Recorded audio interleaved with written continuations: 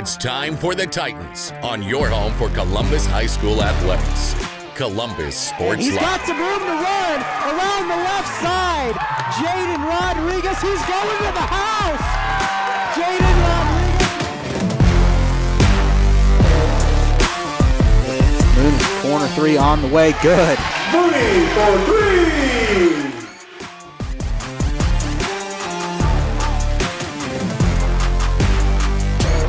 Good hit by Simpson. Go out of here. There's a home run. That ties the game.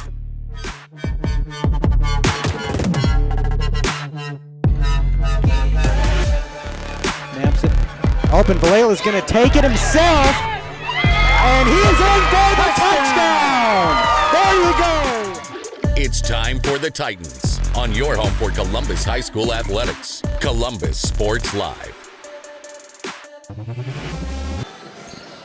Hello, everybody, and welcome to St. Mary's Colgan Fieldhouse in Pittsburgh, Kansas. We're set for another good night of CNC basketball here in Southeast Kansas. Should be a good one tonight. The Colgan girls have been a really impressive team under Abby Farabi over the last several years. They've made 4 straight state tournament appearances. They had 4 undefeated regular seasons. And it just seemed to, every year it seems like this program just grows and grows and grows. And this year they took their first regular season loss since 2021. So Colgan's got to feel pretty good about the confidence level of their program. They are well coached. They do a lot of things right. And Columbus is really going to have to work hard to try to keep up pace with the Panthers. They're very experienced. They return big senior classes all the time. As the saying goes, Colgan's just Colgan, and they're going to do Colgan things, and not a lot changes. The last time these two teams met was the season opener for both teams, 26-72 at Columbus. The final score, Columbus falling, and that one they held pace with Colgan, truthfully, in the entire first half, and a lot in the first quarter. They led at a point in the first quarter, and then Colgan was able to pull away in the second half. Columbus going to have to keep rhythm. Coming off of, truthfully, some of Columbus's least impressive offensive games of the year in Frontenac and Riverton. Even if you don't win tonight, if you can stay in pace with the Panthers for a chunk of this game, I know Coach Youngblood's going to feel pretty good about that because that's something that most teams don't do. You just need to see a lot better offense than what you've seen over the last couple of games. You need to be able to take care of the ball. I thought defensively we were really good against Riverton. Held them to 40 points, but the offense just could not match. And then you look at the defensive side of the ball against Frontenac. I thought that was our weak spot, and our offense kept pace with the Raiders. You know, you can't give a team 8 or 9 shots to score and expect to win a lot of games, and you can't score 17 points in a game and expect to win a lot of games. So hopefully Columbus had a few days of practice. They're going to clean up some stuff. We'll talk about it more coming up here on the Optic Communications pregame show. We'll kick that off in 2 minutes. And I'll talk a little bit about Colgan's season there, who they lost to this year. I know, big shocker in the CNC League. Or not in the CNC League, but in the regular season. We are back in 2 minutes here on the Optic Communications pregame show on Columbus Sports Live.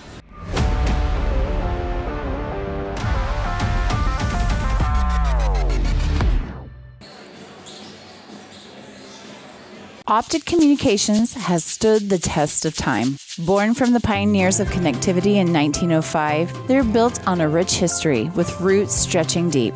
Just like Optic Communications' 100% buried fiber, making them the fastest, most reliable internet provider in the region. Optic's employees are local, friendly, and fast to respond. Optic Communications, built for the future, with a foundation firmly in Columbus. Learn more at optic-communications.com.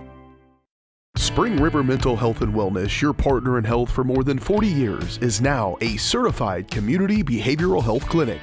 A CCBHC clinic provides a comprehensive range of mental health and substance use services, including same-day access and 24/7 crisis services. Serving all ages, Spring River Mental Health continues to inspire confidence, respect, and growth for individuals and families in Cherokee County. Learn more at springrivermh.org. Nothing says luxury like a Lincoln. Take advantage of 0% financing for 66 months right now on the all-new Lincoln Navigator. Come see us today at Mike Carpino Family of Ford Lincoln Dealerships, Columbus, Parsons, Pittsburgh. Hello, Four States. This is Jay Hatfield with the Jay Hatfield Auto Group. We've been serving the Four States area for over 29 years, and we now have 6 locations which offer Chevrolet, GMC, Ford, and Chrysler Dodge Jeep Ram. Each of our locations is operated by a Jay Hatfield family member or managing partner. At Jay Hatfield, we're here to earn your business and trust. We have approximately 300 pre-owned and 300 new vehicles in stock or on their way, and we're making deals.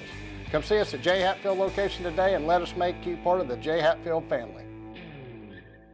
From the football field to the bean field, the right equipment can make all the difference. Gear up for harvest, expand your fleet, or grow your business with Tyler Jackman at Big Iron Auctions. Tyler can improve your operation conveniently, efficiently, and effectively. And if you're selling one piece or the whole operation, Big Iron can connect you with over 750,000 registered bidders. Buying or selling, go big. Big Iron Auctions. Call Tyler Jackman at 620-404-8115. BigIronAuctions.com.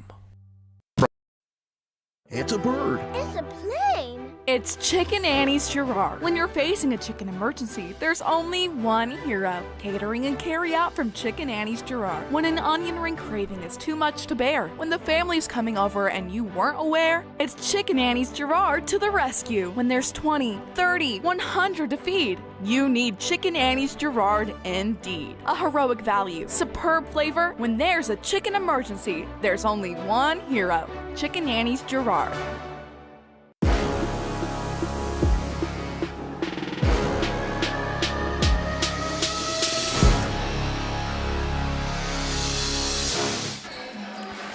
And here we are in the Optic Communications pregame show here on Columbus Sports Live. Optic's roots run deep, just like their 100% buried fiber, making them the fastest and most reliable internet provider in the region. To learn more about everything Optic has to offer, visit their website at opticcommunications.com. Well, we talked about it before we started the pregame show, but this game last time they met, the season opener at home, 26-72. And like we said, Columbus kept pace with Colgan early on, but Colgan was able to Colgan was able to lead at halftime and then really control the game in the second half. So tonight, if Columbus has trouble keeping pace, there shouldn't be anything they need to be worried about, because the only team that's beaten Colgan in the regular season in the last 5 years has come this season, and it was to Fort Scott, 44-49 in overtime. So that was in the Raider Classic in Frontenac. But Colgan ended up taking third in that tournament. They got a pretty considerable win over Bartlesville in the third-place game, 51-37. And in a game where the one game that kind of stands out to me is the way they played Girard. Beat them 48-29 on Girard's floor. On homecoming, which is just an incredibly rare occurrence with how good Girard's programs typically are and how good the girls are this year specifically. A very, very good girls team. And Fort Scott beat Colgan in overtime, and Girard, when they played Fort Scott in the regular season, Girard blew Fort Scott out of the water. I mean, it was about the same score that Colgan beat Girard. So I thought that game was going to be a lot closer than what it was. I'm sure it'll be closer the second time around. But that just kind of shows the dominance of this Panther program and what they've done over the last several years under Abby Farabi, who's been there a long time. Well-known coach in the CNC League. So she does whatever it takes to win, and has obviously proven herself as pretty smart coach here in the league with several state tournament appearances as of recently, and hasn't won a state title yet, but they've come darn close. A state championship game in 2021. They were upset in the quarterfinals in 2022 by the 8th seed. They were the 1 seed, and then they've taken third place back-to-back years at the state tournament. So Colgan does a lot of things right. They're going to be offensively heavy. They're going to press you. They're not going to lay off the pressure anytime. So Columbus is going to have, a little difficult time dealing with it. I think they're going to shock Colgan early. Columbus typically comes out pretty fast. They have not the last 2 games. And the last 2 games, Katie Mooney has kind of had a hard time on the offensive end. But usually when she has a couple rough games, she begins to she has a game where she figures it out. And I think tonight's going to be that night as she's draining a couple threes in warm-ups. So it's all going to come down, it doesn't matter, truthfully, if you're playing a game in your driveway or an NBA Finals or a state game. It all comes down to matchups. And, truthfully, well, I'll get a shot of this. If you can't see the basket, Columbus's warm-up's going pretty well because they got like 4 balls stuck in the hoop. So they're trying to get them out. There we go. But I think if Columbus can keep pace early, Coach Youngblood should be pretty happy because the last 2 games for them haven't been offensively well. It seems like one game they played really well on offense, and the next game they played pretty well on defense, but couldn't hold to both sides of the ball. So hopefully they do that tonight. We'll take a quick break. When we come back, starting lineups and the opening tip here from St. Mary's Colgan Fieldhouse, the Panthers and the Titans. Up next here on Columbus Sports Live.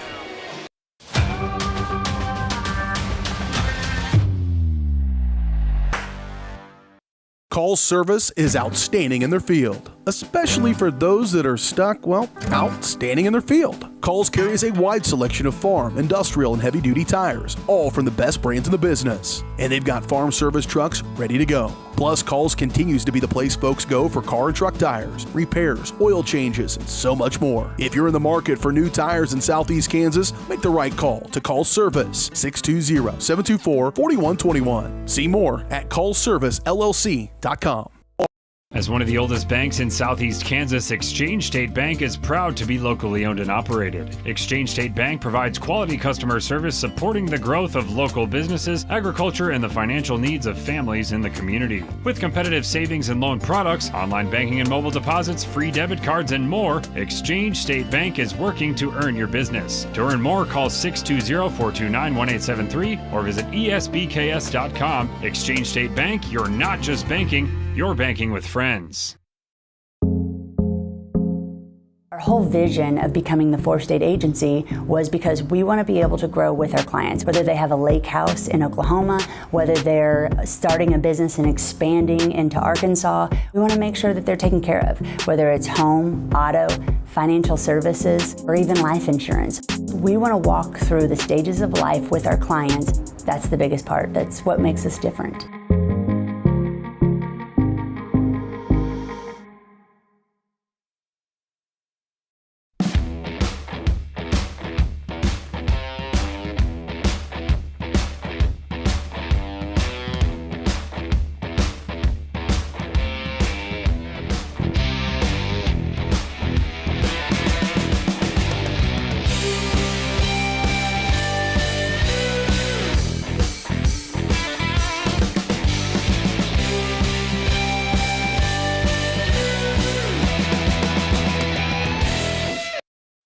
Why settle for less than the best? Croccan's gigabit fiber optic internet is now available to Pittsburgh, Frontenac, and Fort Scott, and many rural areas in between. Croccan has the best speeds, the best reliability, the best service, the best support, and is overall the best value on all ultra-high-speed internet. If you want the best home internet connecting as many devices, all without equipment rentals, contracts, or overages, it is the time to switch to the best. It's time to switch to Croccan.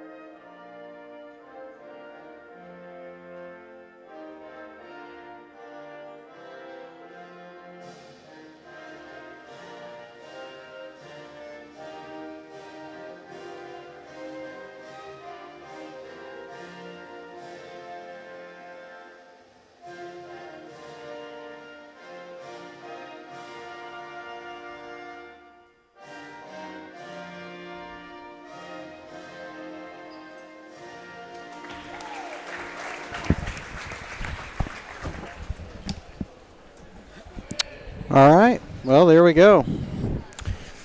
As we have the national anthem underway. Well,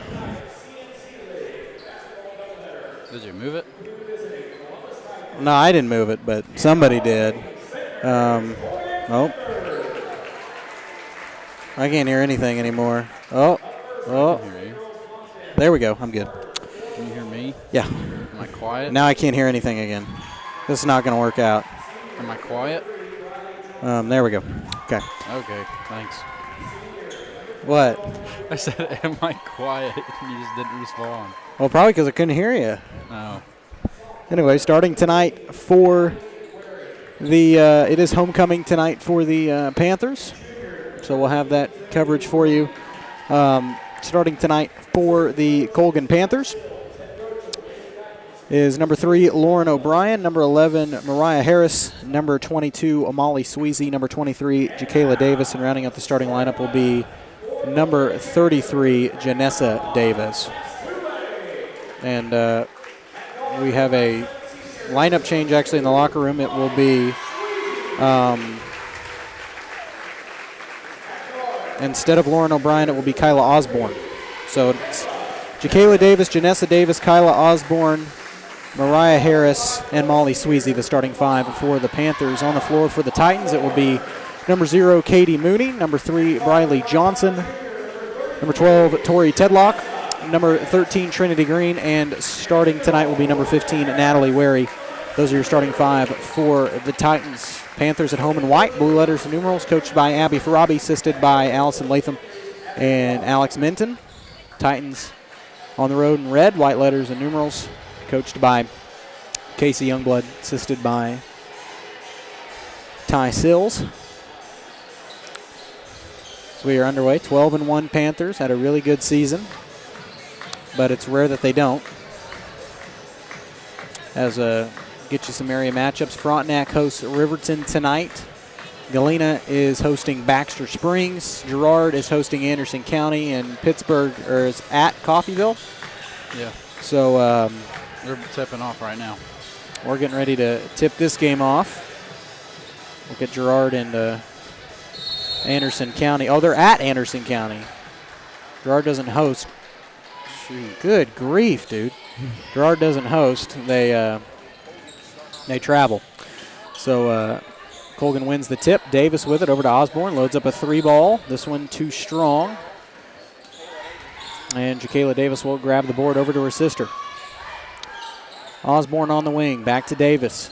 A star senior player. I think she's a junior, actually. Jacayla Davis. A 3-ball on the way from Jacayla. That one no good. Harris grabs the rebound. The putback no good. Janessa falls down with it, and Columbus has it after 3 opportunities for Colgan at the basket. Last time these two teams played, Columbus was able to keep pace early, but Colgan led at halftime and ran away with it in the second half. Columbus just needs to start offensively hot here.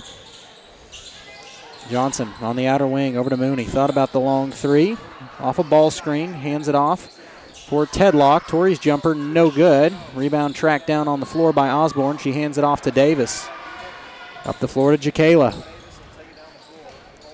Jacayla with the right hand, cross court for Osborne. Picked up, double teamed by the Titans. Over to Davis. Jacayla to Sweezy. Janessa from 3, no good. Rebound by Sweezy. The putback also no good. Jacayla tracks it down in the backcourt, well, near the backcourt, near the volleyball line, and will retain possession. Over to Janessa. Back to Sweezy. Now Janessa thought about the 3. Bounce pass at the foul stripe for Osborne. Outside for Jacayla. Trying to sneak inside the lane, and we get a double dribble, and it will go back to the Titans here. So both teams starting out a little slow. A minute and 37 seconds in. Tedlock with it. Off the inbound. Crosses half court and was fouled. No, they're going to get her for a travel. Little stutter step by Tedlock there, and it will go back to the Panthers. We're scoreless. 6:17 left here in the first.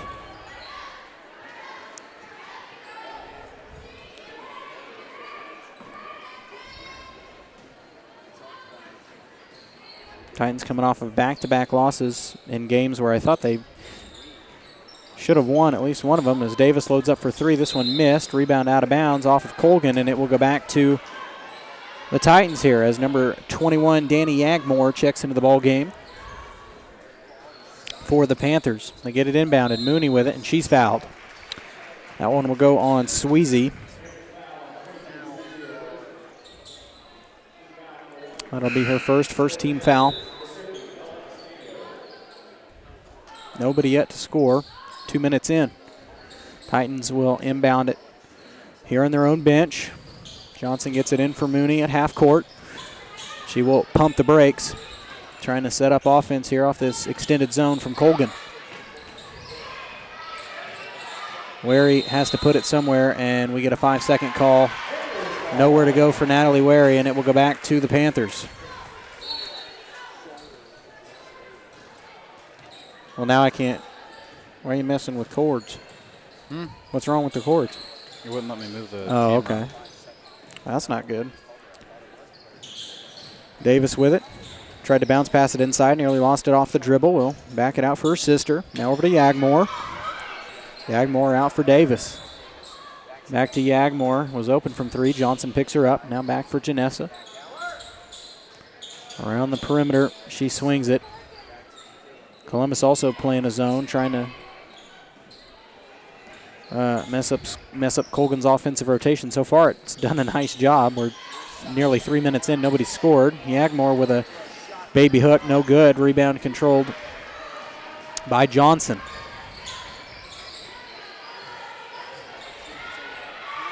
Briley to Tedlock. Bounce pass inside for Wary. Nearly lost it. Has to back it out. Over for Torrey. Now for Mooney. Mooney spots up for a long three ball. This one way short. Off of Columbus, and it will go back to the Panthers here. I don't blame Katie for taking that shot early. I mean, if you were to establish the first points of the game at 3 minutes. Neither team shooting it well so far tonight. Yagmore inside for number 50, Bella Ascanio, and she's tied up. And the alternating possession will give it to Columbus.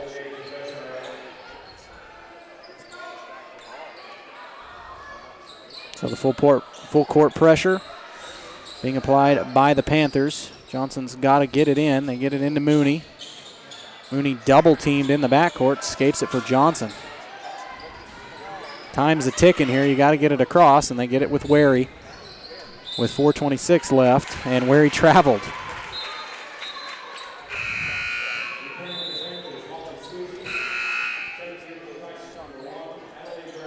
So Natalie Graffel into the ball game for Natalie Wary.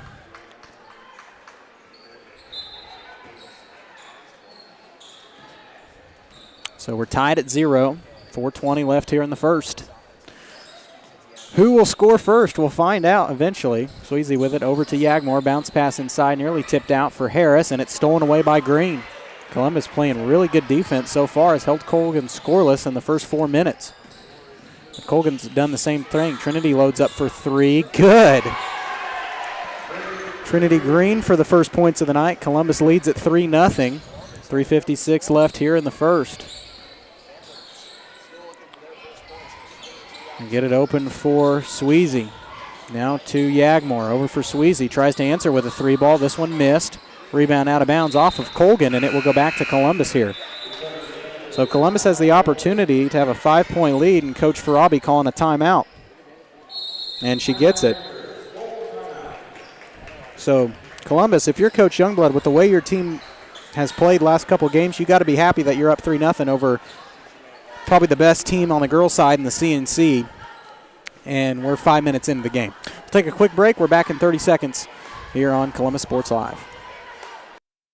It's a bird. It's a plane. It's Chicken Annie's Gerard. When you're facing a chicken emergency, there's only one hero. Catering and carry out from Chicken Annie's Gerard. When an onion ring craving is too much to bear, when the family's coming over and you weren't aware, it's Chicken Annie's Gerard to the rescue. When there's 20, 30, 100 to feed, you need Chicken Annie's Gerard indeed. A heroic value, superb flavor. When there's a chicken emergency, there's only one hero. Chicken Annie's Gerard.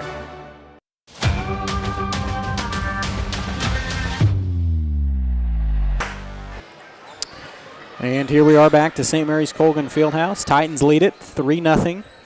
3:42 left here in the first quarter. Johnson with it, tried to get it inbound for Mooney, and she does. Now back to Johnson. Columbus done pretty well with the pressure tonight so far from Colgan, getting it across half court. Mooney loads up from 3, no good. Rebound controlled by Harris. That one tipped around. Columbus nearly had it. Davis on the breakout, and they're going to get a whistle and a foul. That one's going to go on Mooney. And they're going to say that Davis was shooting there, and she will go to the line. It's just the first team foul on Columbus. So both teams with one foul. So Davis trying to cut the lead. First free throw good.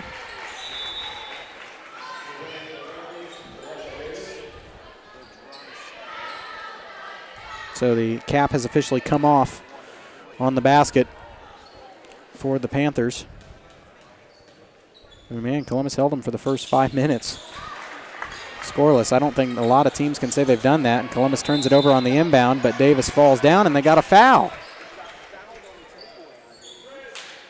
That's going to go on Graffel. That's her first.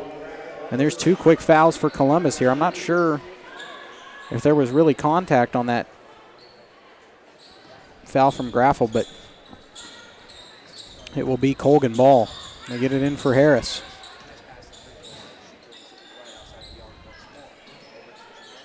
Now for Janessa. Over for Osborne. Osborne gets it down low to Harris underneath the basket. Her shot is good. But Colgan's starting to heat up. They retake the lead 4-3. As Mooney races it up and falls down, and they're going to get her for a travel. Yep.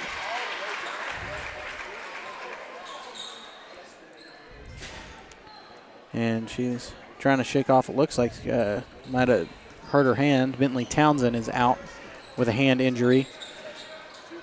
That's where she was on the Riverton game on Tuesday night. As Jacayla's runner, that one no good. Rebound by Harris, lost it in the lane, stolen away by Mooney. So her hand seems to be okay, which is good. Mooney races it up for Johnson. They get it over for Tedlock. Tori's jumper, good. Tori with a long 2. Her first points. Columbus retakes the lead, 5-4. 2:24 left here in the first. Osborne with it on the right wing. Cross court for Davis. Over for Jacayla. Picked up by Johnson. You always got to have an eye on her. Get it over for Ascanio. Hands off for Davis. Out for Osborne. Cross court for Janessa Davis from 3. No good. And out of bounds off of Colgan, and it will go back to the Titans here. So neither team's shooting it very well, but, I mean, with Columbus, considering the record difference, you got to be impressed with your defense so far. Oh, man. Looks like a pancake. Looks like a stack of pancakes versus a tornado. It really does. As Columbus turns it over on the inbound down low, out of bounds. And they're going to say it's Colgan ball. I was looking at the tornado mascot when that turnover happened. We'll be in Coffeyville on Monday, so we'll get a nice shot of that. Certainly makes you want pancakes. They get it inside for Ascanio. Ascanio's shot is good. Just kind of powered her way up there. And Colgan turns it, gets the ball right back. Columbus turns it over. They get it out for Osborne. She loads up from 3. This one no good. Rebound loose. It's controlled by Harris. Out for Davis. Spin move for Jacayla, and her shot is good. Jacayla with 4 points. It is an 8-5 Titan lead. And that one turned over. Underneath to Jacayla. Her shot is good. So back-to-back inbound turnovers, and Colgan has a 10-5 lead. We'll take a quick break off the timeout from Youngblood. We are back after this. Our whole vision of becoming the 4-state agency was because we want to be able to grow with our clients, whether they have a lake house in Oklahoma, whether they're starting a business and expanding into Arkansas. We want to make sure that they're taken care of, whether it's home, auto, financial services, or even life insurance. We want to walk through the stages of life with our clients. That's the biggest part. That's what makes us different.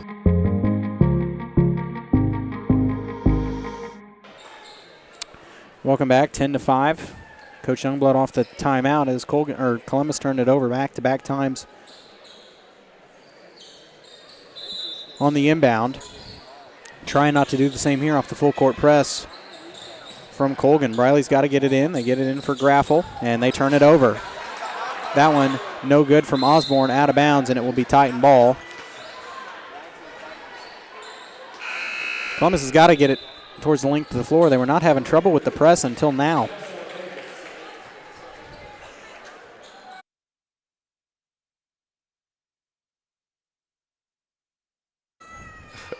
Oh, now I can't hear anything. Oh, no. As I get it in for Mooney. And Mooney double team. She gets it back. I'm not sure how she's not fouled there. Kind of grabbing at her leg. Johnson to the basket. Shot blocked and rebound controlled by Davis. Over to Jacayla. Euro step good. We said she was going to be the one to watch. And out of bounds. And it will be Titan ball. Tipped out of bounds by the Panthers. Off the full court pressure. So 12-5. Columbus down by 7 now.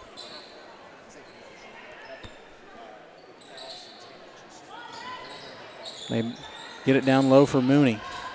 Unfortunately, Mooney's going to have to do a lot of the heavy lifting. They get it for Graffel. Nearly lost it. Natalie gets it back inside the lane. Shot no good, but a whistle and a foul. And Natalie will go to the line to shoot a pair. That's going to go on Janessa Davis. That's her first. Second team foul.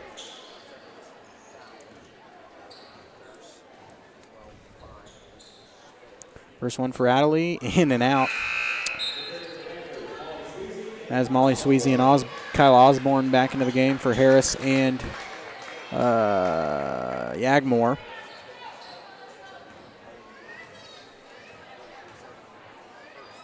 Adderley's second free throw off the mark, and it will go to Colgan. Lane violation. Oh, never mind. Well, it won't matter. Well, yeah, but she missed it anyway. You gotta tell the people person. Gotta. No, I wasn't really sure on the lane violation, but that's okay. Osborne inside for Sweezy, out for Jacayla Davis. A three ball in and out. Rebound controlled by the Panthers. Janessa hands it off to Jacayla. Jacayla, runner in the lane. Shot partially blocked, but gets it down low for Escanio, and her shot is good. Bella Escanio with 4 points, 14-5. Columbus needs to score here to end the quarter, and they throw it away. Right through the hands of Trinity Green. They need to slow it down. Once they get across half court, pump the brakes. You know, take your time. There was 9 seconds left, and you could have held that for last shot. And now Colgan will get the opportunity as Davis will pick it up at half court, and that will start the clock. They get it over for Osborne. A three ball looks good. And that one missed. Rebound controlled by Davis. She backs it out from three. No good at the buzzer. And that will take us to the end of the first quarter. Columbus down by 9, 14-5. Had a really good defensive start. We'll see if they can pick things up in the second quarter. We're back in 1 minute. This is Titan basketball.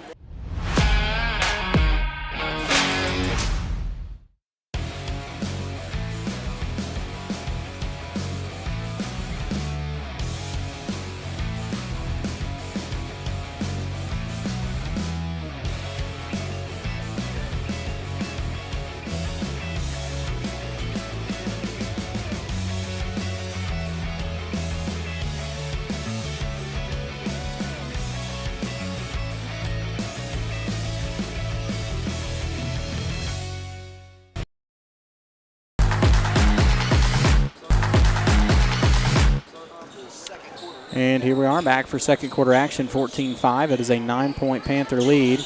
Columbus did really well in that first. Davis was no good. As Davis inbounds that one up top for Harris, over to Osborne. Back to Davis. Cross court for Janessa. Hands it off for Osborne. Bounce pass at the foul stripe for Harris. Osborne off the ball screen, now to Davis in the corner for Jacayla. Bounce pass for her sister. They're trying to get open from three. Mooney tipped that one. It's retained by Osborne near half court. Davis to Janessa. Back to Jacayla. They're just trying to get it open. Jacayla takes it inside herself, and that shot is good. Rattled in. Jacayla Davis having a heck of a night already. And most of the offensive scoring out there is Colgan takes a double-digit lead for the first time this evening. Hopefully the last. As Mooney, they're really working around her, reaching in. They're trying to get the steal as they get it over for Tedlock. Now Briley on the baseline. Back over to Torrey. Keep it around the perimeter. They get it open for Mooney. Mooney spots up off the ball screen from 3. This one no good. Torrey tracks down the rebound, gets it back out for Katie. Katie thought about it, over to Briley. Man, they are double teaming her. They get it for Wary. Good sneak around the baseline, out for Tedlock, and it's stolen away. Davis on the run out has plenty of time, and her shot is good. Colgan starting to run away with it, and Wary is fouled at half court by Sweezy. That'll be her second. And the first team foul of the second quarter for Colgan.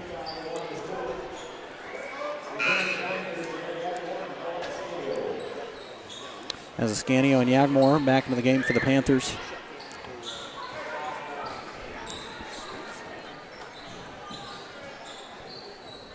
I still don't think Columbus has done a bad job on defense tonight, but offensively, you started off well. You got to get the ball rolling, keep it up.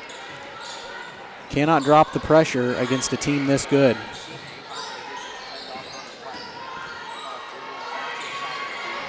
Torrey, bounce pass for Briley, now in the corner for Wary. Natalie tried to sneak it into Johnson on the wing. A lot of contact inside the lane there. They get it open for Mooney. Quick 3 ball is good from Katie. Much needed shot there for Mooney, her first field goal of the night. Columbus cuts the lead down to 10, 18-8. Over for Ascanio. They get it out for Janessa Davis. She loads up a 3 ball to answer. No good. Rebound by Yagmore, and she stepped outside, and it will go back to Columbus here. So Columbus can cut it back to single digits on this possession with a bucket of any kind. But they got to get it inbounded. They get it for Tedlock. Torrey triple teamed at half court, and Davis just steals it away right out of her hands. Davis inside the lane, and we get a blocking foul on Natalie Wary. And that will be her first, team's first of the second quarter. And that will send Davis to the line to shoot free throws. Definitely the one you don't want at the line if you're the Titans. They're saying it was on the floor. Oh, she went to the line. But Columbus, like shooting. Columbus will take it. She tried to fake the refs there. I know that move. Do you now? Don't act like you didn't try to do it a couple times. No contact, flop, charge call. I've seen it. It works. Hey, I'm not saying it's a bad idea. And Colgan throws that one away. So it'll be Titan ball again. Now they have the opportunity to cut it to single digits, but once again, got to get it inbounded and get it across half court. Seems like they're beating Columbus in the half court, as that one should have been off. No, I don't know about that. Jacayla had that one and tipped it out as she was out of bounds. They're going to say white ball. They're definitely beating Columbus in the half court tonight, but man, I'm not sure about that one.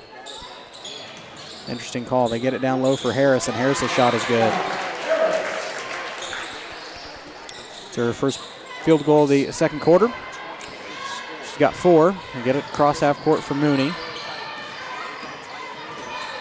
And Colgan going to kind of back off the pressure. They got Yagmore guarding Mooney. That one tipped and stolen away by Davis off the pass, straight to the basket. Jacayla's shot is good. We mentioned her in the pregame. She's got 14 already. We're not even a halftime. 22-8 the score. Columbus needs a 3 ball, and right there, right out in and out of the hands of Trinity Green, and it will be Panther ball. Davis to Davis. Back to Jacayla. Get it inside for Harris at the foul stripe. Backs it out for Janessa. Bounce pass from Davis to Davis. Now Jacayla with it, slowing things down. Thought about the handoff. Now gives it up for Janessa, and she'll back it out near the volleyball line. Over to Jacayla. Janessa to Yagmore. Back to Janessa. They get Jaquela open for three. This one off the mark. Rebound controlled by Scanio. Jumper no good. Graffel had it, lost it. Yagmore double team, stepped out of bounds. They're going to get it for a travel. I was going to say it's got to be Titan ball either way because she either stepped out or took a step. And with the way the refs have been calling it tonight, pretty physical. Not a lot of foul calls so far. I was going to say it had to be Titan ball in that possession there. So with 3:53 left in the half, it'll be Titan ball. They got to get a shot off here. Colgan's been rocking them in the half court. They'll lay off the pressure and extend it to a half court game. Mooney traveled. Yeah, I saw that one, a little stutter step hesitation from Katie there.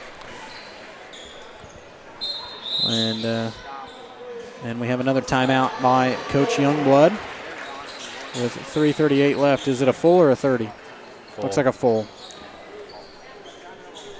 That's a second timeout by Youngblood. We'll take it as well. We're back in 1 minute here on Columbus Sports Live. Whether you're trying to make the most of the next harvest, navigating a changing business landscape, or planning for the next chapter in your life, the professionals at Prime Accounting Solutions are here to help. With 10 locations, Prime Accounting offers convenient, friendly accounting and tax services at a fair price. Payroll, bookkeeping, business planning, personal tax filing, and more. And now Prime is the place to go for insurance. Titan fans can find us at 404B North Grand in Pittsburgh or call 620-232-7305. To find a location near you, go to primeaccounting.net.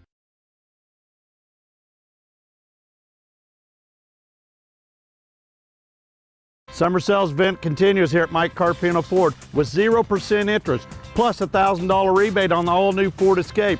Don't forget the Ford F-150 with over 60 of them available. Come see us today at Mike Carpino Family of Ford Dealerships, Columbus, Parsons, Pittsburgh.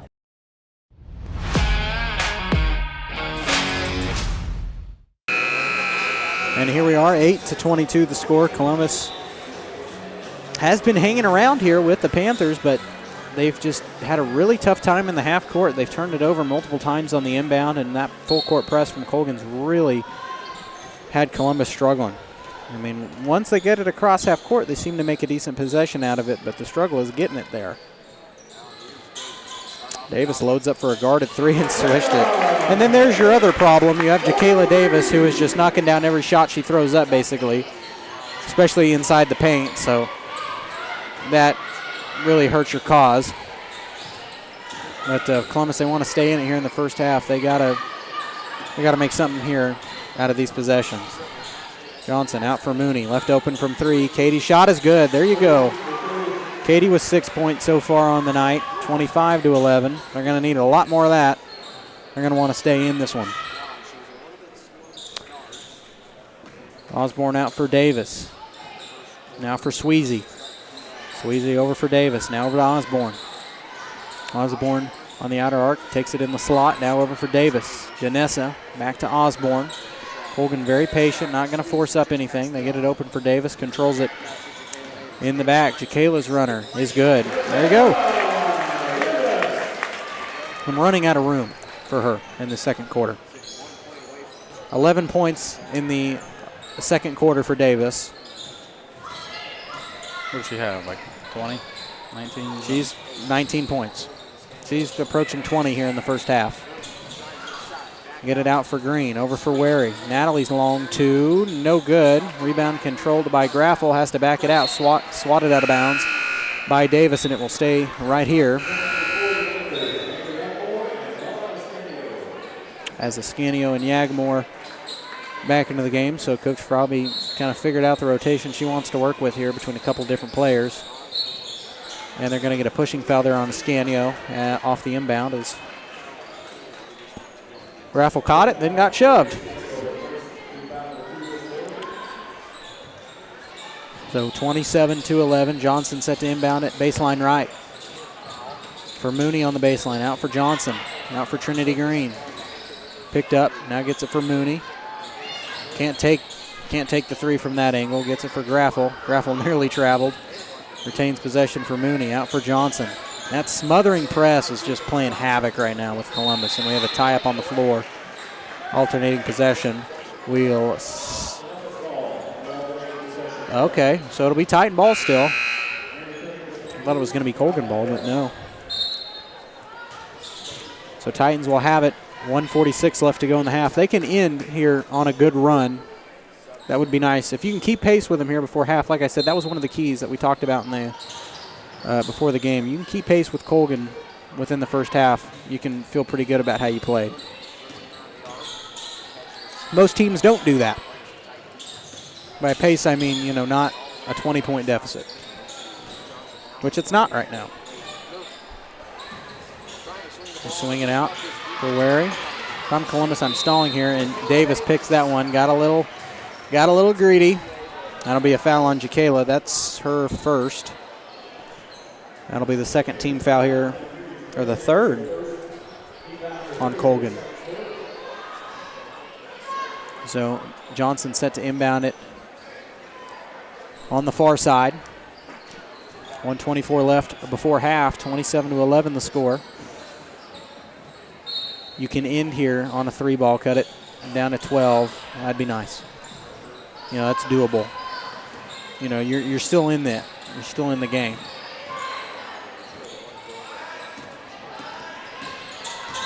Johnson around and is fouled by Yagmore, and they got an offensive foul. She threw an elbow out. That'll be Johnson. That's her first.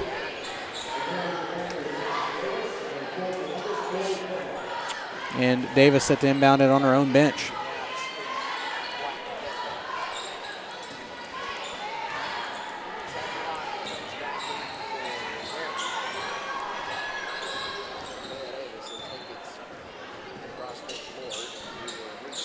They get it inside for Harris. Jumper from the elbow. No good. Rattled out. Ascanio with the rebound, and the follow is in. The height difference down low has also kind of hurt Columbus with Ascanio and Harris. Pretty sizable players there. Got good height. Allows them to really attack it down low. As Johnson was fouled from the outer arc, so she will shoot 3. Shot was no good. Man, if that would have went in. But if Johnson can sink these here. You're down 16 if she does. Just chip away.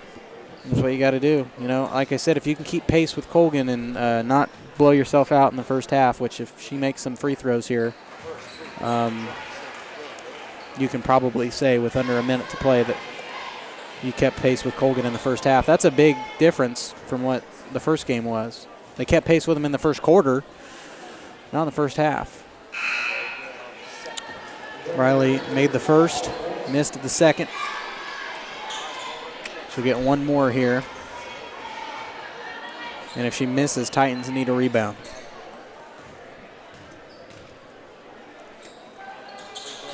Second one missed. Third one missed, I'm sorry. Forgot she had 3. So Riley made 1 of 3 at the line. 29-12. Get it over for Sweezy. Now out for Osborne, and Osborne threw it away right into the hands of Riley Johnson. So Columbus needs to hold for last shot. Do not, I mean, you've got 20 seconds. I know that seems like a long time to wait with this Colgan team, but back it out. Good catch by Johnson there, trying to keep the possession alive. They escape it for Green. Now out for Torrey. See, now you've got a little space to create. Mooney shoots up a 3-ball. Good. There you go. That's a pretty good way to end the second half. Katie Mooney with 9. Davis chucks it up. No way. Okay. Whew. That would not have been a good way to end the first half if that would have went in, and it was darn close. But 29. No way. There was a way because that was way too close. Yeah, that's what I said. It was just shouldn't have been that close, but it was. Take a quick break. 29-15. Columbus still in this ball game here in the first half, and we'll talk about that more coming up as we get you the first half numbers on the Crossing Construction Halftime Show. We're back in 2 minutes.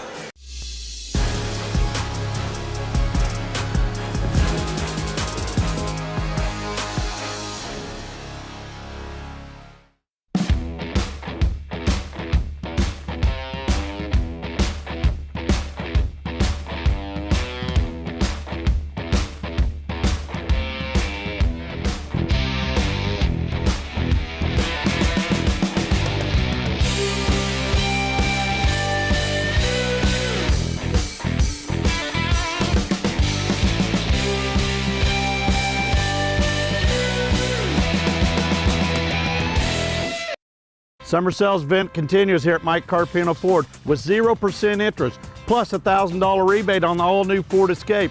Don't forget the Ford F-150 with over 60 of them available. Come see us today at Mike Carpino Family of Ford Dealerships, Columbus, Parsons, Pittsburgh. Hello, Four States. This is Jay Hatfield with the Jay Hatfield Auto Group. We've been serving the Four States area for over 29 years, and we now have 6 locations which offer Chevrolet, GMC, Ford, and Chrysler Dodge Jeep Ram. Each of our locations is operated by a Jay Hatfield family member or managing partner. At Jay Hatfield, we're here to earn your business and trust. We have approximately 300 pre-owned and 300 new vehicles in stock or on their way, and we're making deals. Come see us at Jay Hatfield location today and let us make you part of the Jay Hatfield family. Spring River Mental Health and Wellness, your partner in health for more than 40 years, is now a certified community behavioral health clinic. A CCBHC clinic provides a comprehensive range of mental health and substance use services, including same-day access and 24/7 crisis services. Serving all ages, Spring River Mental Health continues to inspire confidence, respect, and growth for individuals and families in Cherokee County. Learn more at springrivermh.org.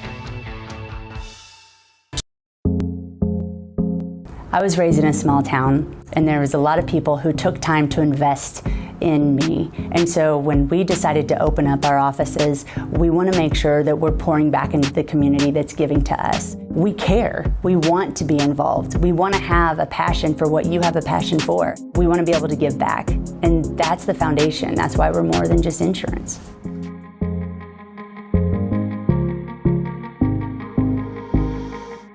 From the football field to the bean field, the right equipment can make all the difference. Gear up for harvest, expand your fleet, or grow your business with Tyler Jackman at Big Iron Auctions. Tyler can improve your operation conveniently, efficiently, and effectively. And if you're selling one piece or the whole operation, Big Iron can connect you with over 750,000 registered bidders. Buying or selling, go big. Big Iron Auctions. Call Tyler Jackman at 620-404-8115. BigIronAuctions.com.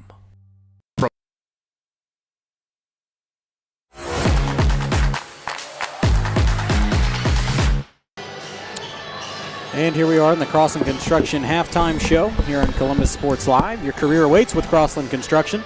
Start with Crossland right out of high school with their internship and apprenticeship programs. Learn more at crossland.com/careers. Here's your first half numbers.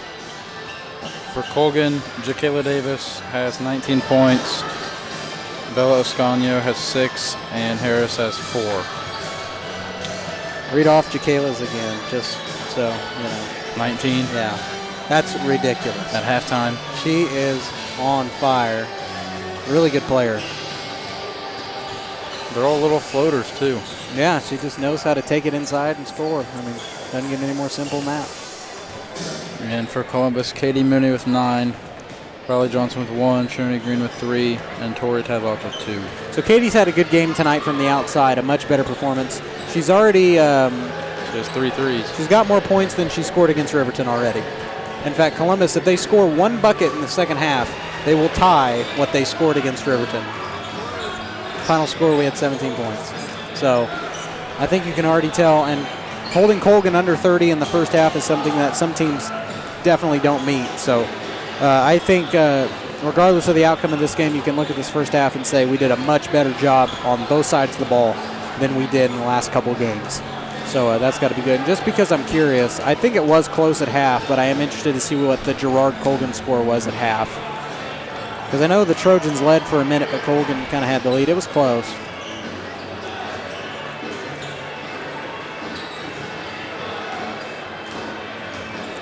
So Panthers were only up by 3 at half to Girard. But they ended up losing. The Girard girls ended up losing. If I can find that score.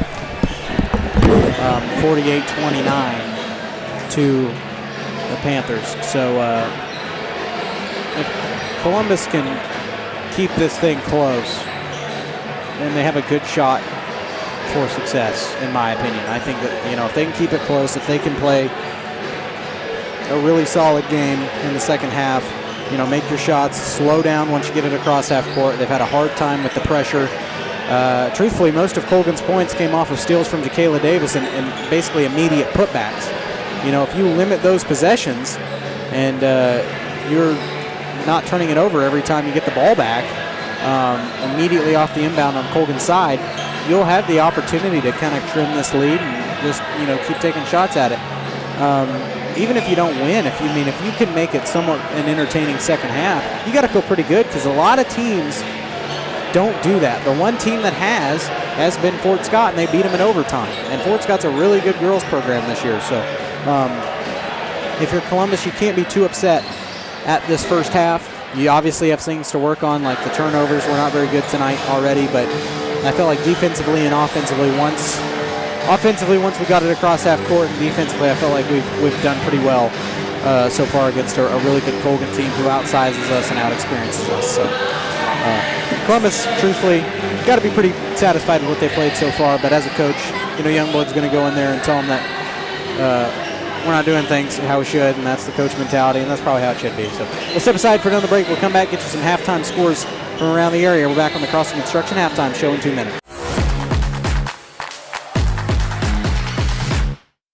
As one of the oldest banks in Southeast Kansas, Exchange State Bank is proud to be locally owned and operated. Exchange State Bank provides quality customer service supporting the growth of local businesses, agriculture, and the financial needs of families in the community. With competitive savings and loan products, online banking and mobile deposits, free debit cards, and more, Exchange State Bank is working to earn your business. To earn more, call 620-429-1873 or visit esbks.com. Exchange State Bank, you're not just banking, you're banking with friends.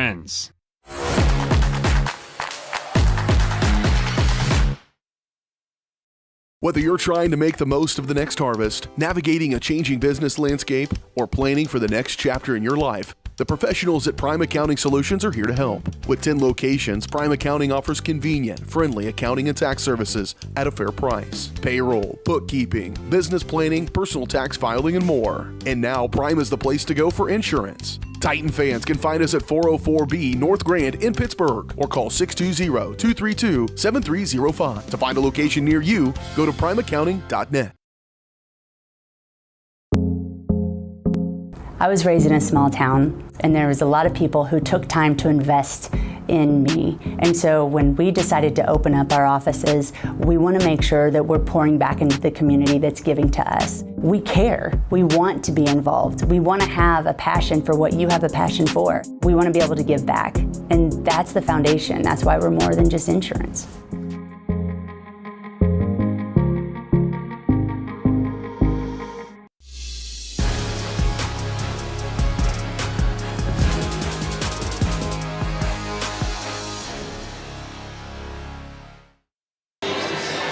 And here we are back on the Crossing Construction halftime show here on Columbus Sports Live. We'll give you a couple of halftime scores from around the area at half. The Girard Trojans up 27-10 at Anderson County. So that game, it seems like Girard's trying to run away with it there in the first half. This one a little closer. At half between Galena and Baxter Springs, I don't know, because I don't know if they have Huddle blocked on this internet, but I cannot access any of the games on Huddle. So if anybody could pull up the Galena and Baxter game on Galena's Huddle and let me know the halftime score, that'd be great. Frontenac up 21-19 at half. So a 2-point game there in Frontenac over the Riverton Rams, so good one at Frontenac High School. This one, Fort Columbus still in reach, 29-15. Kind of slipped away from them early in the first quarter, but Columbus made a little run there towards the end of the first half and has still kind of kept pace with the Panthers. It looks like a big lead, but I think there's quite a few teams around the area that'd be lucky to be down at 14 against this team at half. So the second half, this is where Colgan really does well. They figure a lot of things out in the locker room. They all have matching shoes, so you know the team chemistry is going well. And it will be Panther ball coming out of the locker room.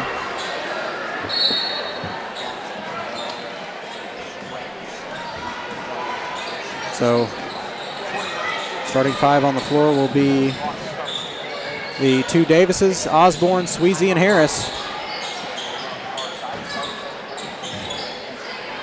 Those are your starting five. It is the same starting five from the first half. Mooney, Johnson, Tedlock, Green, and Wary. Starting five for the second half for the Titans.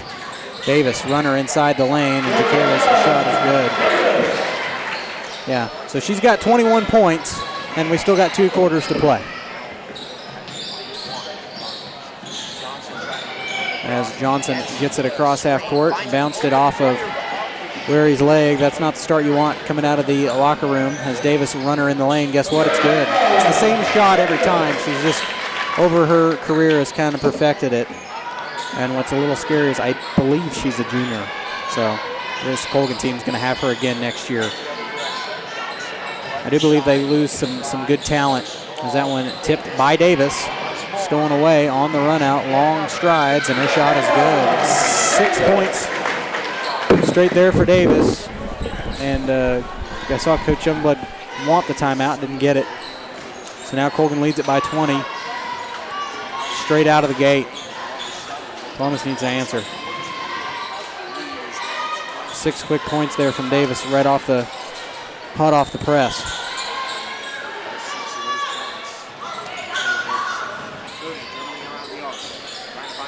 Mooney double teamed out for Johnson, and Johnson lost it as she was double teamed by Harris and Osborne. Davis racing it inside the lane. Shot is good. Davis with 8. And Coach Youngblood finally gets the timeout as he asked for it several times. So Colgan comes off. All the offense has been Jacayla Davis. She's rocking a solid 30-something, close to 30 points. She's scored 8 here in the second half, and we're not even 2 minutes in, so that feels good. We're back in 30 seconds here at Columbus Sports Live. As one of the oldest banks in Southeast Kansas, Exchange State Bank is proud to be locally owned and operated. Exchange State Bank provides quality customer service supporting the growth of local businesses, agriculture, and the financial needs of families in the community. With competitive savings and loan products, online banking and mobile deposits, free debit cards, and more, Exchange State Bank is working to earn your business. To earn more, call 620-429-1873 or visit esbks.com. Exchange State Bank, you're not just banking, you're banking with friends.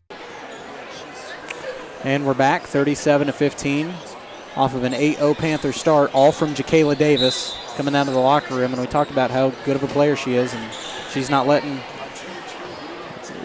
anybody down. But Titans need to start answering here on offense, starting to slip away. That one poked out of bounds by Osborne. It'll stay right here with the Titans.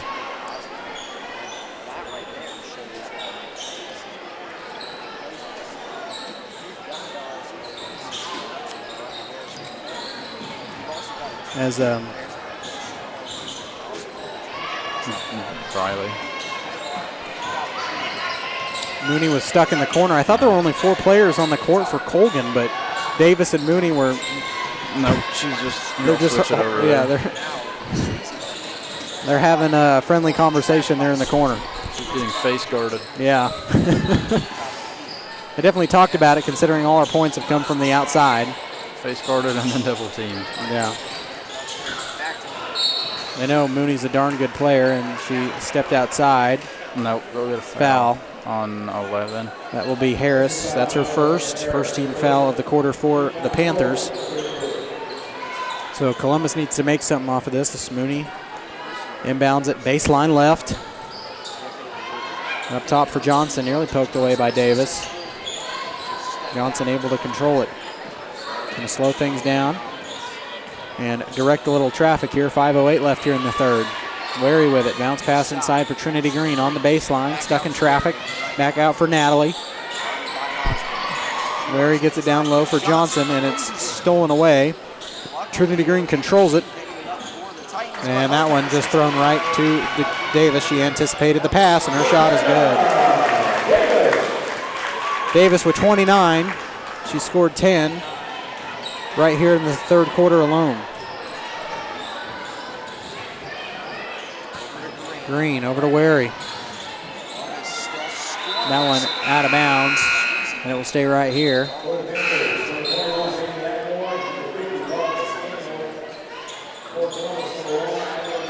Nobody yet to score except Jacayla Davis here in the second half. And she's scored 10. I mean, this shows you how good she is. I think this is part of the reason why Colgan blew Girard out of the water there, as Briley gets a long jumper to fall. Nice shot there from Briley Johnson.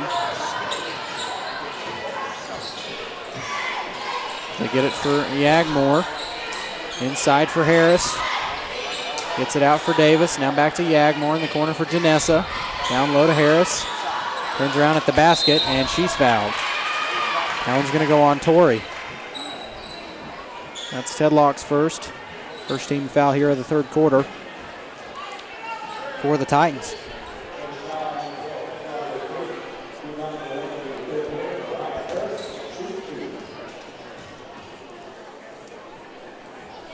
Got the first. Well, now she's the second person to score. Third, Briley scored.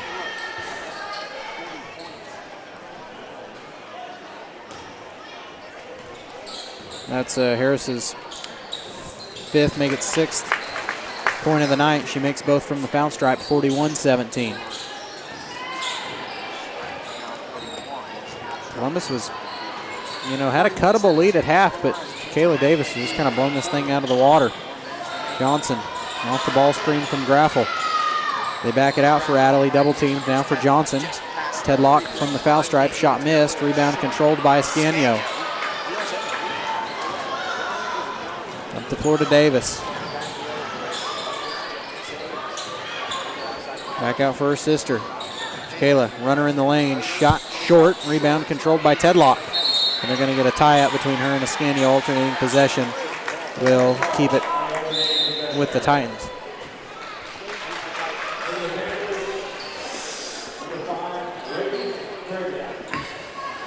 As Reagan Krager makes her first appearance tonight of the ball game. Coach Frobby feels like she has a comfortable lead.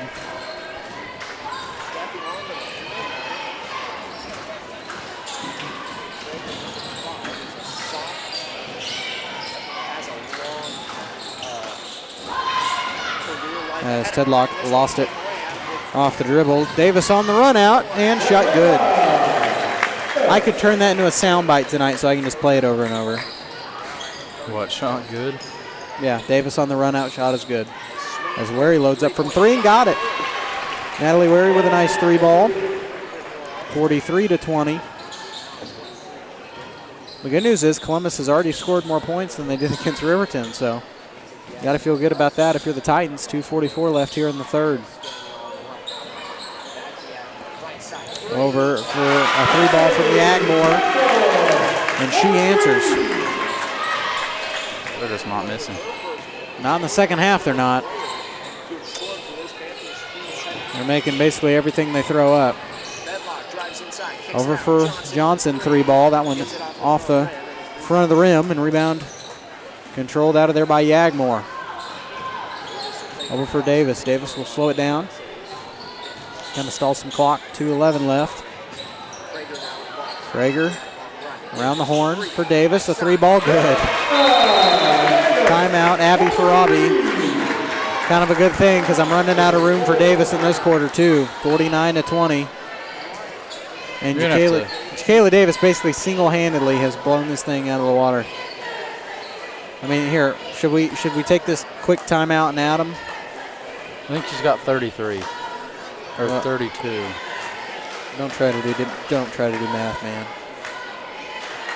What'd she have? We'll figure it out. Maybe you're right. I don't know. So in the third quarter alone, 2, 4, 6, 8, 10, 12. She's got 15. So do 15 plus 19, and there's your number. You tell me I'm not good at math. You pull out a calculator. 34. What are you talking about? What calculator are you seeing, man? Yeah, I did have to use a calculator on that one. I'm a history major, not a math major. So she's got 34 points. They got fourth graders doing that kind of math, Carson. Okay.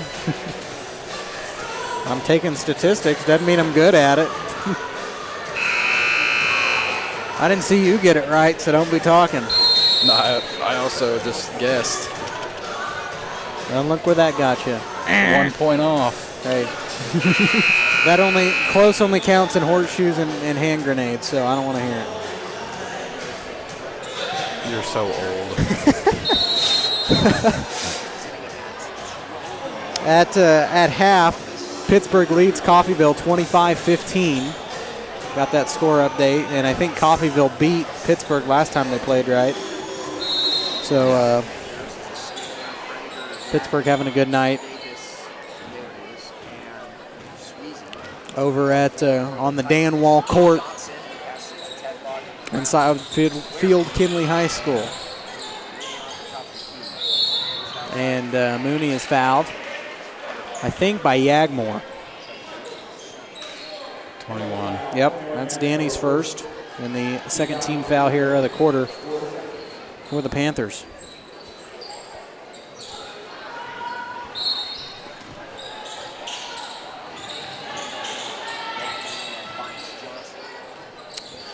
Johnson with it off the inbound on the far side from Mooney. Backs it out. Johnson backs it out for Tedlock. Tedlock left wing for Graffel. Graffel backs it out from beyond the arc, hands off for Mooney. A little collision between players. Mooney lost it, gets it back. Now over for Graffel. Graffel inside, back out for Tedlock. Now Johnson. Near corner, skips it for Graffel, back out for Tedlock. Columbus trying to slow it down. They get it in, and we got a foul on the floor. And they will inbound at baseline left.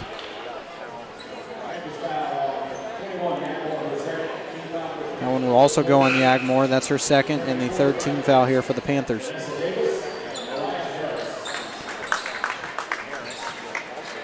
So Columbus beating Colgan on the fouls at least.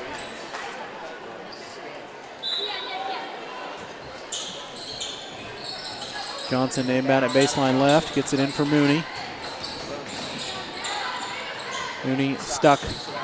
They're kind of playing a box and one on her, and it's done really well here in the second half. He hasn't scored anything yet. Johnson trapped on the baseline, has to back it out for Wary. Her jumper from the foul stripe is good. Natalie Wary knocks it down. 5 points here in the game, all in the second half, 49-22. As Davis bounce passes it for Krager. Back to Jacayla.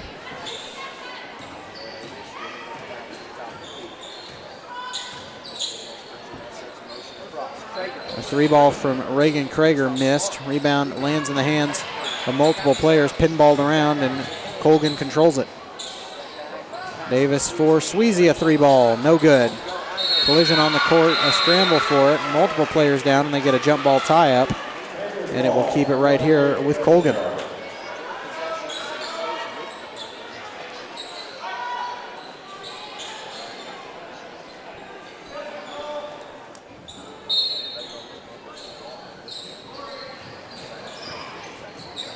Colgan gets it inbound. Krager nearly poked away by Briley. Now over for Janessa to Jacayla around the horn. They set Krager up for three, too strong. Rebound controlled by Briley Johnson. 1 second left, shoot it up, partially blocked, and that'll take us to the end of the third quarter. Colgan pulled away with the help of Jacayla Davis mainly. 5 points came from everybody else. Let's take a quick break. We're back with fourth quarter action after this. Crockhand has been serving the area for 70 years, and our employees are truly what sets us apart. Not only do they provide the best high-speed internet service available, they live and work where you do. They care about the company, our customers, and our community. They donate, they volunteer, and their investment makes us different. When you call, you get a local voice to solve your problems and keep you connected. We could not do it without their passion and hard work. Thank you, Crockhand employees, for making us the best.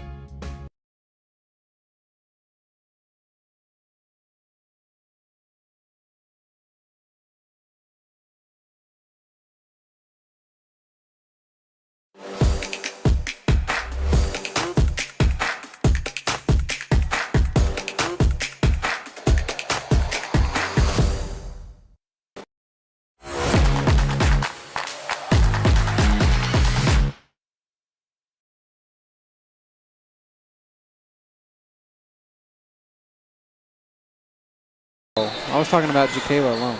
Oh. Anyway, rounded it up. Jacayla with 15 there in that third quarter. Oh, Mooney just kind of got away with a shove there on Janessa Davis, pushing her out of the way, but she gets the ball back.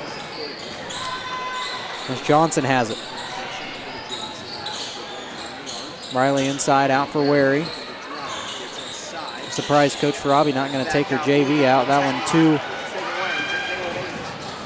high, and Jacayla scores it. Use your little soundboard. Yeah, I didn't have time to set that up in between the quarters. I'm sorry.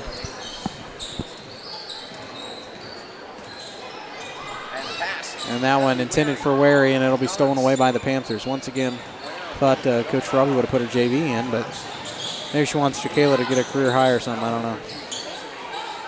Well, she almost has 40 right now. Yeah.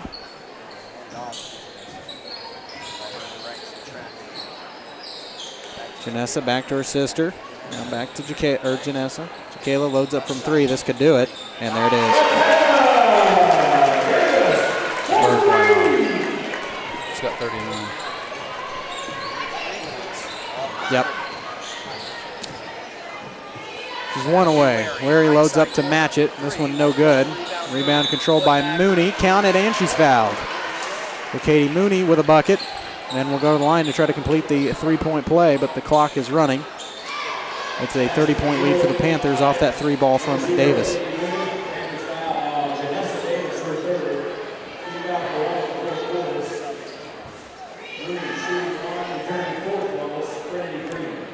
As Trinity Green will check in.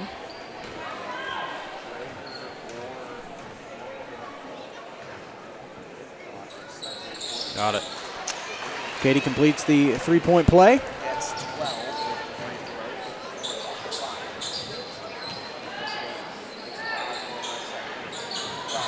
Swinging around. Jacayla for 3. There it is. Has she missed that all tonight?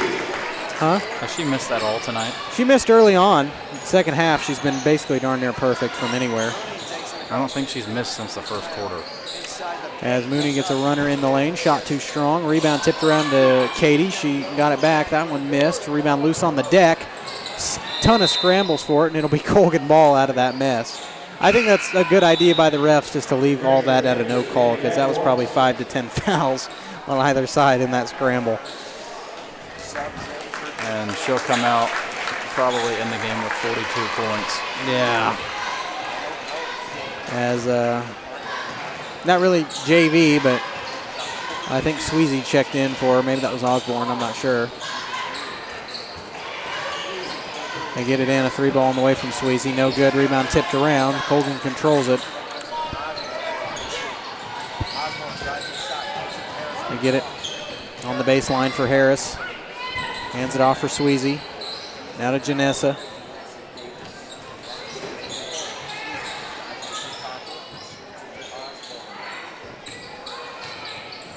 For Osborne. Davis in the corner to Sweezy and threw it away too high.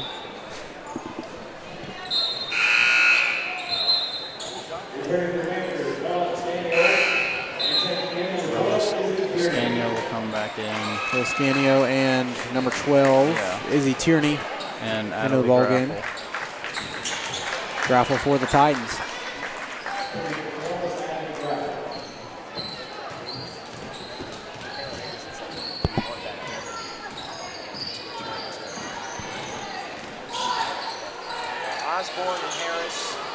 Shot no good at the other end, and it will be controlled by Colgan. Yagmore with it. Pump it in the backcourt for Davis. As Coach Farabi, 1 by 1, subbing in some JV here.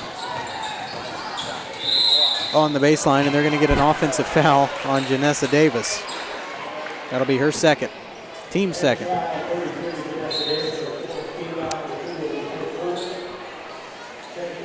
So Johnson sets a inbound it for Mooney here, baseline right.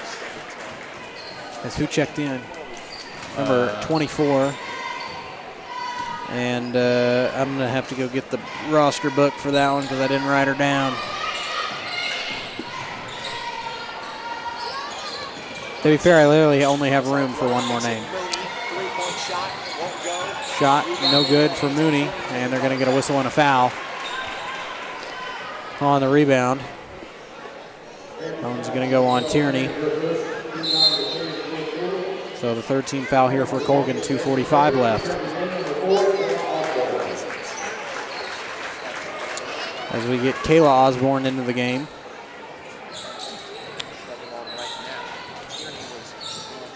Get it open for Johnson. A 3-ball from Briley. No good, in and out, and rebound controlled by Ascanio.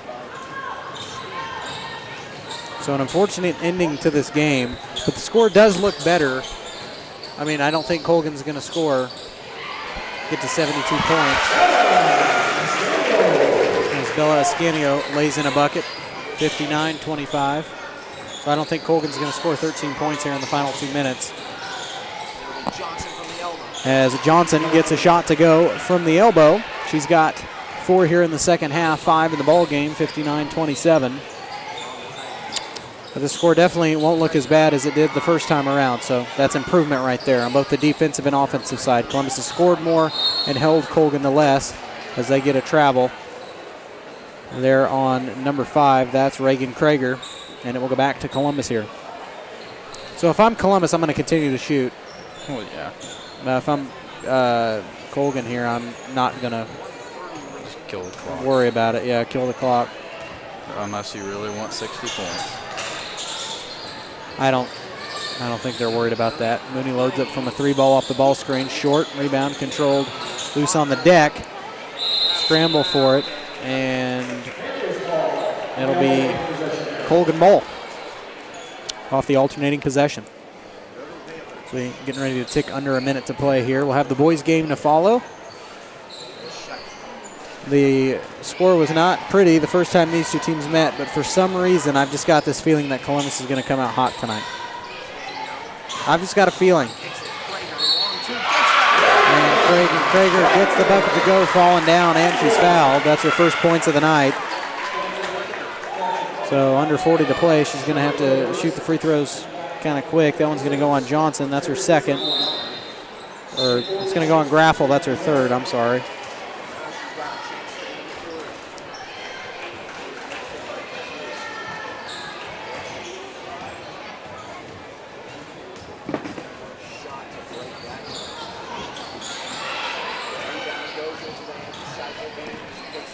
As the missed free throws controlled by the Panthers, they get it down low. That's number 24. I'm not sure the intent on still scoring, but 63-27. I don't even have that player on my stat sheet. Just write down 24 and I'll say it. Yeah, that's what I did. 63-27. Colgan beats the Titans here. They get the season sweep, and they will improve to 13-1 on the year. Columbus will fall to 4-11. We'll give you the final numbers in the Colts River post-game show and recap this ball game. Preview the boys as well. Back in 2 minutes. This is Titan basketball.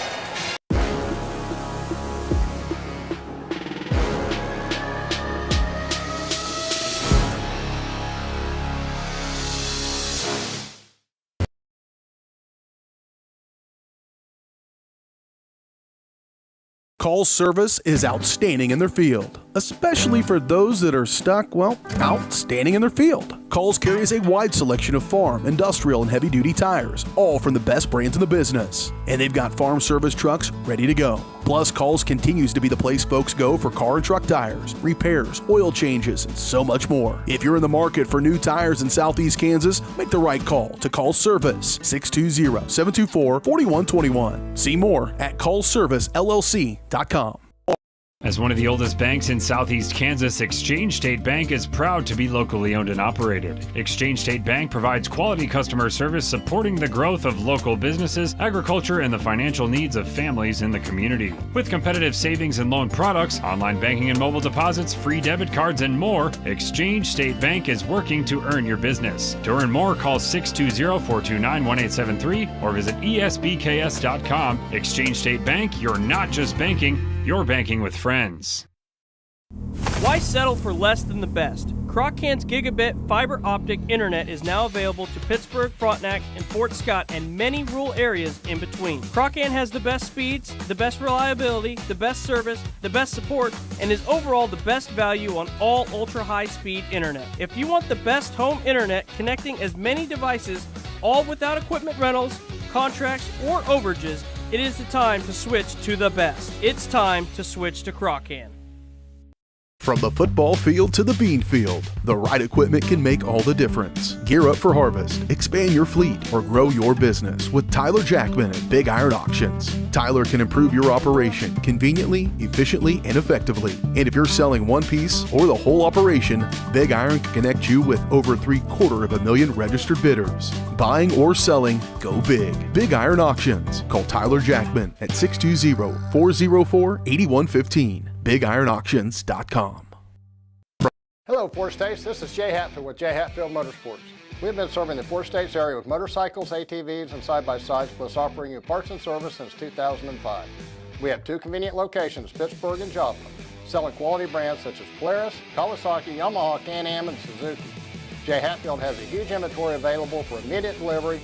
We offer financing options and an extensive selection of accessories. Most important, we're making deals. Come in and get your fun started today at Jay Hatfield Motorsports in Pittsburgh or Joplin. Summer sales event continues here at Mike Carpino Ford with 0% interest plus a $1,000 rebate on the all-new Ford Escape. Don't forget the Ford F-150 with over 60 of them available. Come see us today at Mike Carpino Family of Ford Dealerships, Columbus, Parsons, Pittsburgh.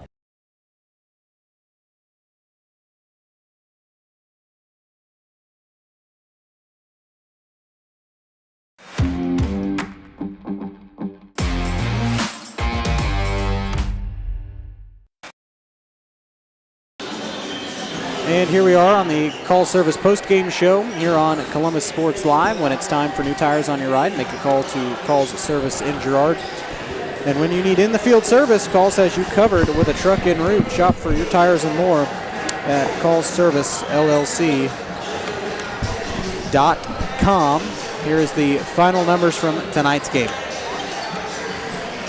For Colgan, Krager had 2, Harris had 6. Yagmore with 3, Janessa Davis with 8, and Jakayla Davis with 42. So if you do the math there, you take their total of 63 and you minus 42. You beat Colgan. Colgan scored 21 points in the game. So you take her out and Columbus wins. It's rare that we can actually say you take one person out of the ball game and you win the game. She single-handedly beat Columbus. Kinda. She scored more points than our team did. So she single-handedly. She almost doubled it. Yeah. And I'm not saying that to bash Columbus, but I'm just saying that just shows how good of a player she is and how lucky Colgan is to have her, because you take her out of the game, Columbus wins. I mean, that's insane. But this is going to be a fun stat sheet to look at. Anyway, did we get Columbus's numbers?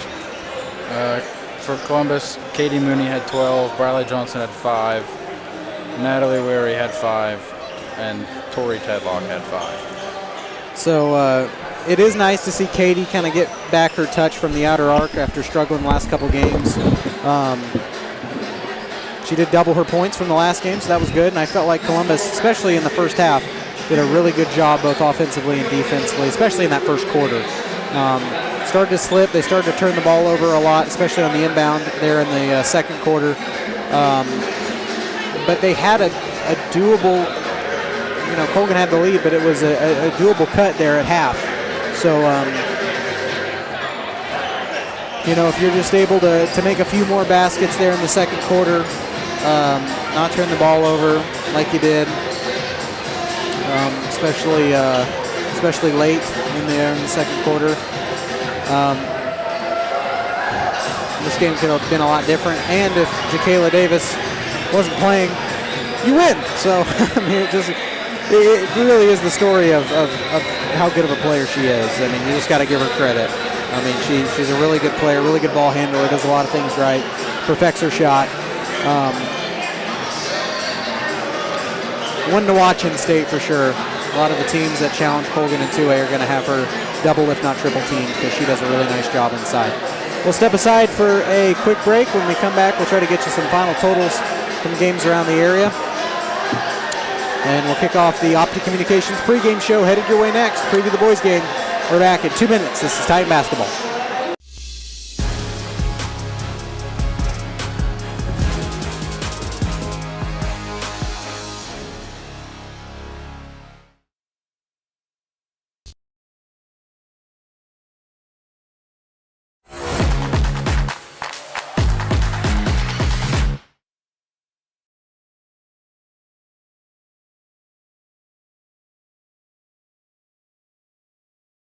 Whether you're trying to make the most of the next harvest, navigating a changing business landscape, or planning for the next chapter in your life, the professionals at Prime Accounting Solutions are here to help. With 10 locations, Prime Accounting offers convenient, friendly accounting and tax services at a fair price. Payroll, bookkeeping, business planning, personal tax filing, and more. And now Prime is the place to go for insurance. Titan fans can find us at 404B North Grand in Pittsburgh or call 620-232-7305. To find a location near you, go to primeaccounting.net.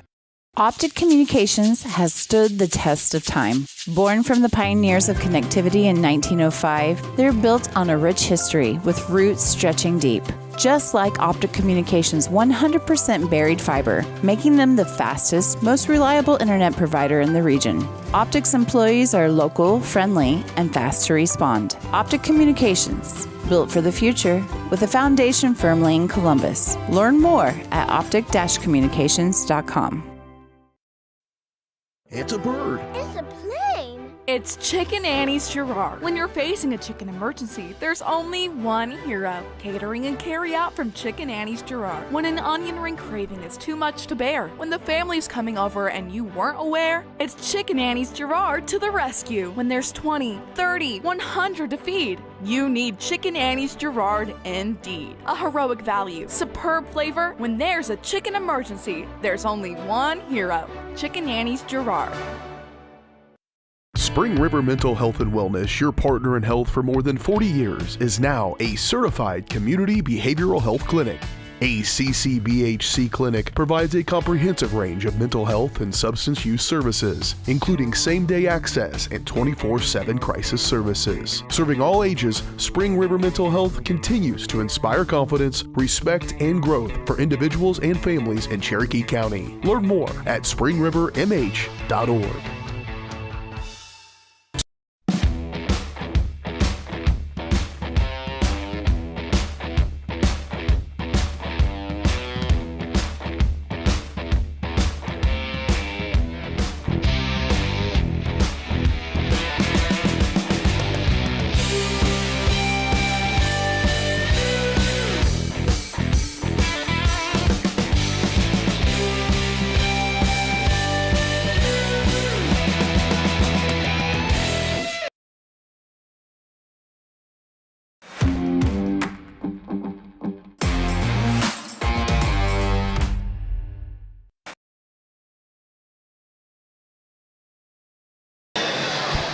And here we are as we kick off the Optic Communications pregame show here on Columbus Sports Live. Optic roots run deep, just like their 100% buried fiber, making them the fastest, most reliable internet provider in the region. To learn more about everything Optic has to offer, visit opticcommunications.com. A few final scores from around the area. Really the only one we have, Girard beat Anderson County on the girls' side 48-15, so the Lady Trojans improved to 13-2. The Anderson County Bulldogs fall to 2-11 on the season. Frontenac up by 3 against Riverton in the final seconds. We're waiting for the exciting conclusion there in Frontenac, so we'll figure that one out. Last time these two teams played, Colgan obviously lost quite a bit from last year, but they're always going to be a good team. They're always going to kind of have some hype and some returning experience, and that's no different this time around. Last time they played it was at Columbus, but it was the same score as the season opener from the year previous. 66-30 was the final score last time, and Columbus has only won one game since then. They've been struggling. They're young. They're basically a JV roster playing everyone else's varsity team, so that's why they struggle in a lot of situations. But I do feel like they are getting better. I felt like the best first half of the year that they played was a week ago against Frontenac. So If they can bring that pressure tonight, Colgan's lost a few games where I thought that they would definitely win, but they did pick up a win over the Raiders, and they have won some games where I thought that it would be a little closer, and they've kind of blown some teams out. So this Colgan team, they're going to be good. You just kind of have to expect that they are. And looking at the Yates Center sub-state where they lie, they're 8-6, and they're currently sitting at 7. They're really tied for 6th in Class 2A for the Yates Center. Oswego with their kind of star senior Josh Hutchinson over there, 12-4 their record, and then Southeast trails them 11-5. So it's going to be a battle, but Colgan playing the league that they're in. At the CMC, they were kind of upset by Erie last year in the sub-state. So I know that Coach Heffern and company want revenge, and they definitely want to make it back to that state tournament, as he is currently in his 3rd year as the head coach of the Panthers. But they play a tough schedule, considering that they're 2A. Play a lot of 3A schools. Their league's all 3A, so pretty good for the Panthers, if you ask me, as they head down the stretch towards the sub-state. The record's pretty deceiving, 8-6. They're just barely above 500, but we do a lot of things right. Columbus, like I said, I have a feeling tonight, I'm not sure if my feeling's going to be right, but I have a feeling they're going to shoot it well. I have a feeling that Columbus is going to come out hot. And I'm not sure if I'm going to be right, but I just kind of have that gut feeling that Columbus is going to start offensively pretty heavy tonight against the Panthers. The one problem that they faced last time was Joe Lomshek. He had like 20-something points. In fact, I bet I still have his totals. If we go back and look at that game. Yeah, Joe Lomshek had 25 points in the last game, and everybody else was in single digits. So I'm sure Coach Reese and company have kind of looked at that on film and are wanting to make sure that he gets as few touches as possible and he gets inside as little as possible. So with that being said, we're going to step aside. We're going to try to get those final games, or the final scores up. Frontenac beat Riverton 42-39.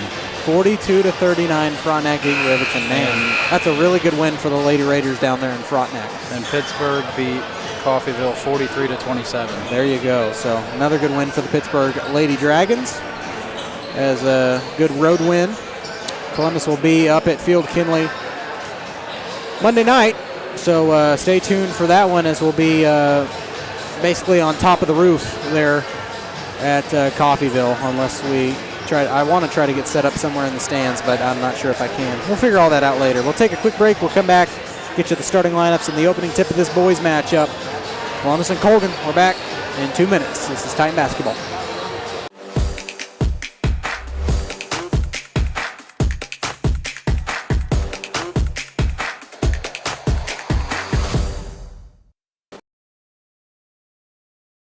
Call's service is outstanding in their field, especially for those that are stuck, outstanding in their field. Call's carries a wide selection of farm, industrial, and heavy-duty tires, all from the best brands in the business. And they've got farm service trucks ready to go. Plus, Call's continues to be the place folks go for car and truck tires, repairs, oil changes, and so much more. If you're in the market for new tires in Southeast Kansas, make the right call to Call's Service, 620-724-4121. See more at callservicellc.com. As one of the oldest banks in Southeast Kansas, Exchange State Bank is proud to be locally owned and operated. Exchange State Bank provides quality customer service supporting the growth of local businesses, agriculture, and the financial needs of families in the community. With competitive savings and loan products, online banking and mobile deposits, free debit cards, and more, Exchange State Bank is working to earn your business. To earn more, call 620-429-1873 or visit esbks.com. Exchange State Bank, you're not just banking, you're banking with friends.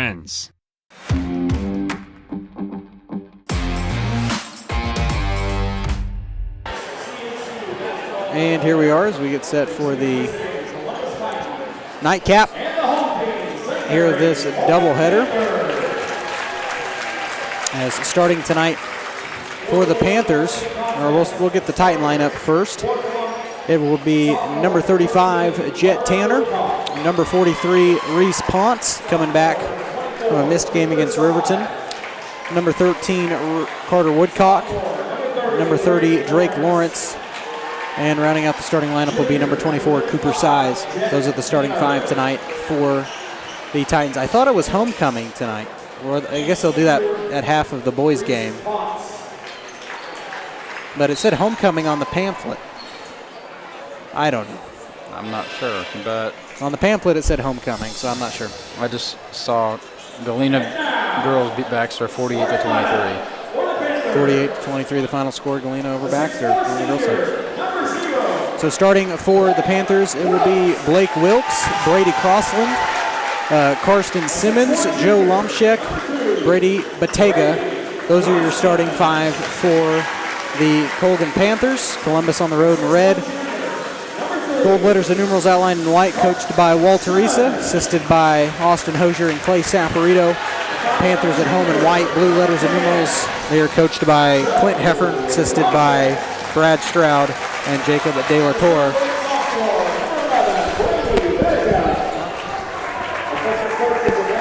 So those are your starting 5 for the Panthers. So we got the starting 5s introduced. Whoa. There we go.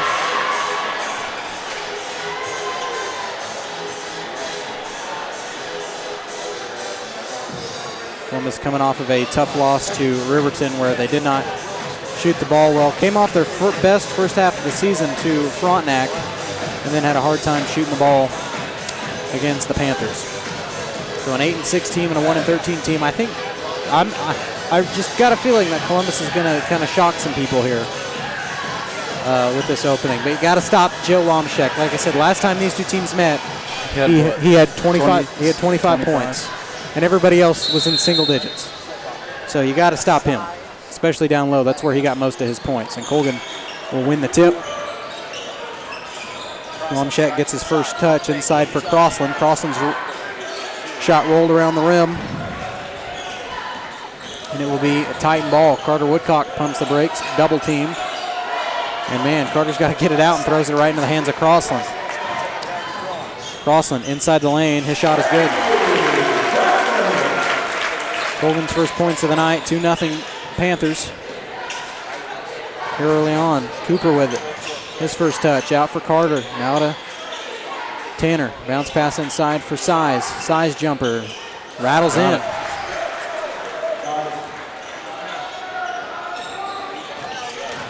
Size first shot, and they get it down low. Shot no good. Rebound controlled by Simmons, and it's thrown right into the hands of Tanner.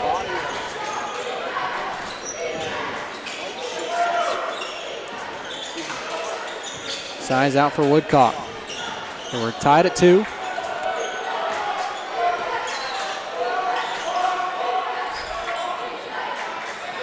Woodcock in the corner for Lawrence. Lawrence floats it up top to Tanner. They swing it inside for Woodcock. Good rotation. Size double team. They get it out for Carter. A 3-ball good. Carter Woodcock from downtown. It is a 5-2 Titan lead. Well, see, I was right. I got the lead right now. So my gut feeling, at least so far, was right. We're a minute and a half into the game. Hey. This is how the Frontenac lead started, so I'm just saying. They get it inside for Crossland. He was attacked down low, lands in the hands of Simmons, and he throws it right into the hands of Lawrence. Good catch, and Lawrence is fouled. That one will go on, I believe, Crossland. That'll be his first team foul. Well, that'll be his first foul, first team foul. Here the first quarter, 6:11 to play. And Lawrence gets it inbounded. And throws it right into the hands of Joe Lomschek. Down low to Crossland. His shot is good. That was not a good looking pass there from Drake. Titans still lead at 5-4. And Size has it. Size got to get rid of it. Gets it over for Tanner. That one controlled at half court by Size. Over for Lawrence around his back. Lost it, and it will be Titan ball. Drake's got to go out of the building to get it. Jonas Stover's checking in. So is Josiah Palmer. So Stover and Palmer in for Ponce and Tanner. So Titans still with a 1-point lead, 5-4. I don't understand that sub. What do you not understand about it? Enlighten us, Huck. Well, I saw Ponce was messing up, but I didn't see Jet mess up. Well, I don't know. Shot no good at the other end. Columbus controls it. Stover in the corner. Try to get it too high, and it will go back to Colgan. Jonas was stuck in the corner.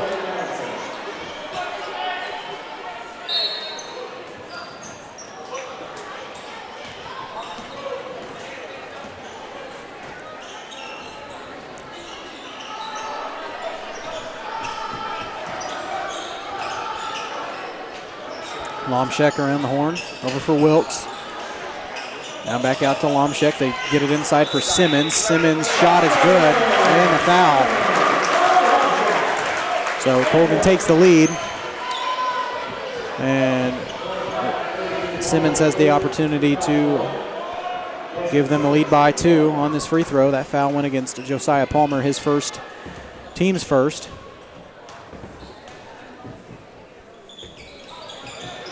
Missed the free throw, and rebound controlled by Stover. Lawrence in the lane and an offensive foul.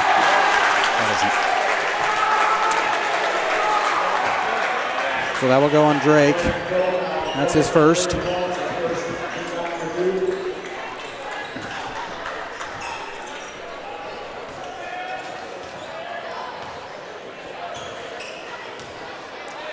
So Colgan with a 1-point lead, 6-5.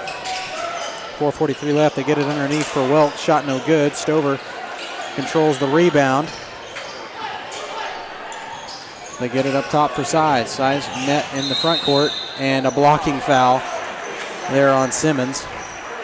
To me, those look like identical. They were the exact same thing. Yeah. And the first one was less contact.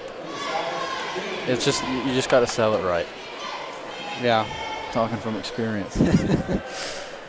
The art of the sell is very true on that particular move.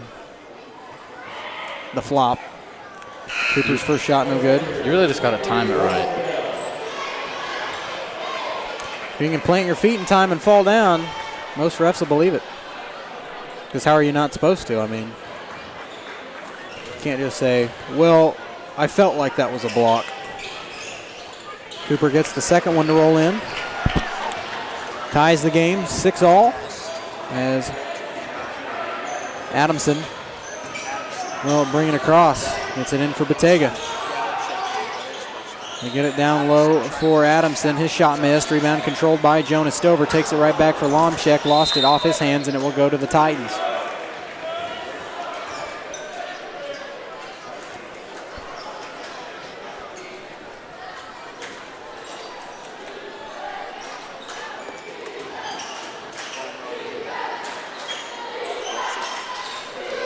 Lawrence for Woodcock. Woodcock up the floor, throws it away. Palmer trying to track it down, but not enough time. Lomshek with it inside for Simmons. They back it out for Lomshek. Powers out for Bottega. Bottega on the baseline, stuck in traffic, gets it in for number 23. That's Brock Riddell, and his shot is good. Colgan back with a 2-point lead. 8-6. They get it for Palmer. Now out for Lawrence. Stover for Josiah. 3:35 left here in the first. Stover catches it. Gets it for Lawrence. Lawrence out for Palmer. Now Woodcock. Palmer for 3. Too strong. Rebound controlled by Simmons. That was a good-looking shot, though. It was. Got to give Josiah credit there. Columbus was pretty patient. Waited for the open look. Just didn't fall in. Lomshek out for Simmons.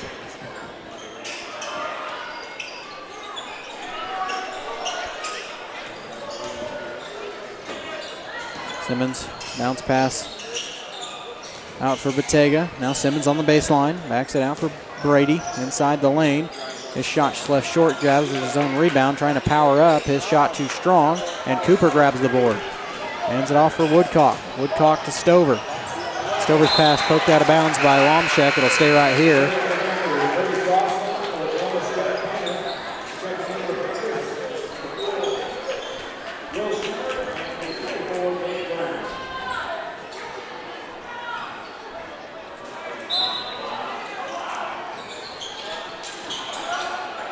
Lawrence catches it off the inbound. Now Tanner over to Woodcock. Back to Jet. Bounce pass inside for Woodcock, or Size, and had it stripped away. Off the dribble by Adamson. A lot of contact there. And they're going to get a whistle and a foul. Or they're going to say it was out of bounds.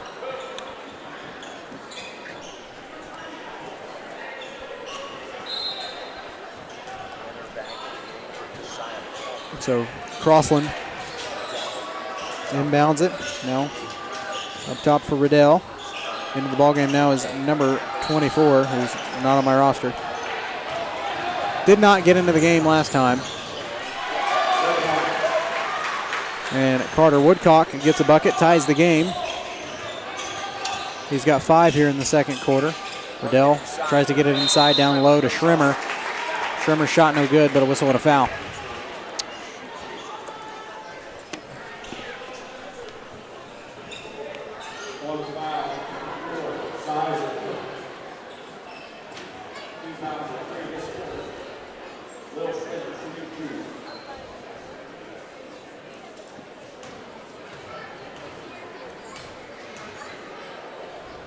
Need to figure out what number 24 is. Not sure, but Response is checking in for Cooper Size. 24 is Gabe Brown.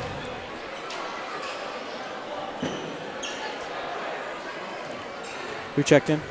Ponce. For Palmer? Size. Or Cooper? Okay. As one of two good. From the line, Colgan tracks down the board for Riddell. Riddell out for Crossland. Crossland trying to dribble drive, gets it back out for Riddell. Now for Wilkes, thought about the 3 ball, gets it on the baseline for Schrimmer. Schrimmer stuck in traffic, 3 ball on the way from Wilkes, looks good.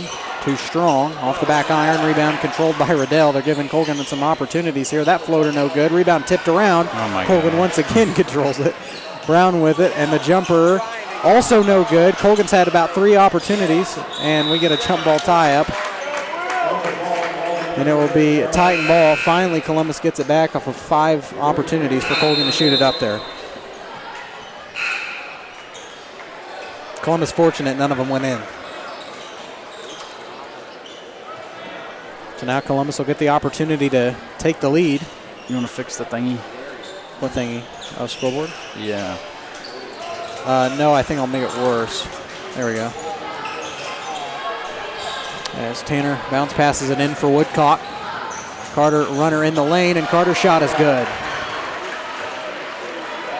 See, now we've got a minute left, and Columbus has the lead. I told you. I had a feeling that they were going to keep pace with Colgan here early on, as that is Schrimmer stuck in traffic off of the defense by Ponce on the baseline. They get it out for Wilkes.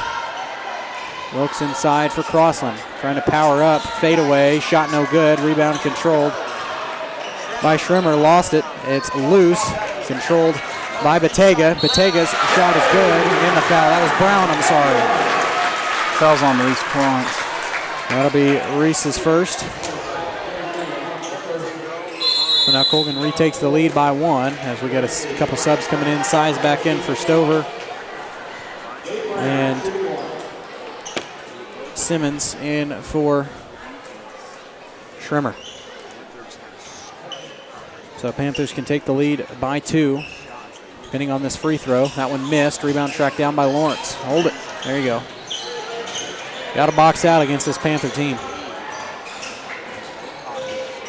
So Carter races it across half court, pumps the brakes.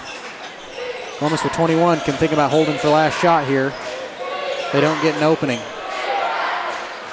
Skip it for Woodcock. And he'll hold Reese it. is telling them to hold it. Under 10, you definitely are needing to play for one. Now you want to go score. Yeah, to score to take the lead there. It's a charge. We're going to get an offensive foul on Carter Woodcock. So Panthers will just have enough time to get it across half court. They won't really have time to set up anything. Oh yeah, it is homecoming. I'm guessing.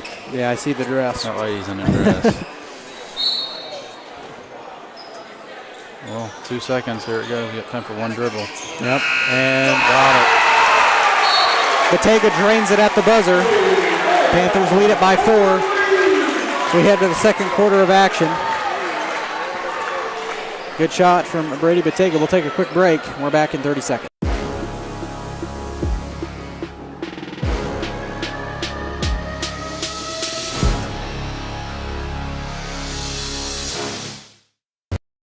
Colgan has been serving the area for 70 years, and our employees are truly what sets us apart. Not only do they provide the best high-speed internet service available, they live and work where you do. They care about the company, our customers, and our community. They donate, they volunteer, and their investment makes us different. When you call, you get a local voice to solve your problems and keep you connected. We could not do it without their passion and hard work. Thank you, Colgan employees, for making us the best.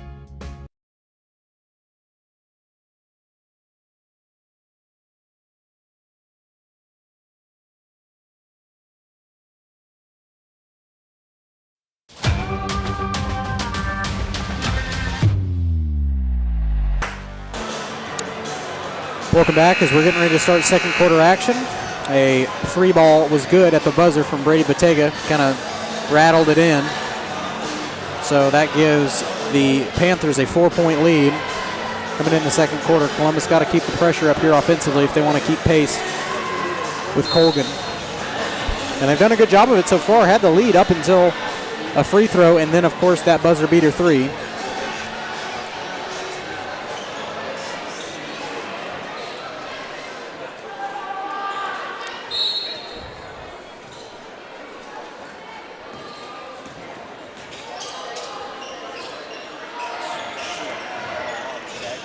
So it'll be Panther ball to start the second quarters. They get it in for Simmons. Now out for Crosland. Crosland on the baseline, stuck in traffic. Throws it inside to Simmons, and Simmons is fouled. That one's going to go on Lawrence. That's his second. First team foul here of the quarter.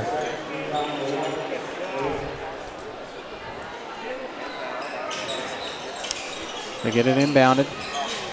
Crosland stuck in traffic on the baseline.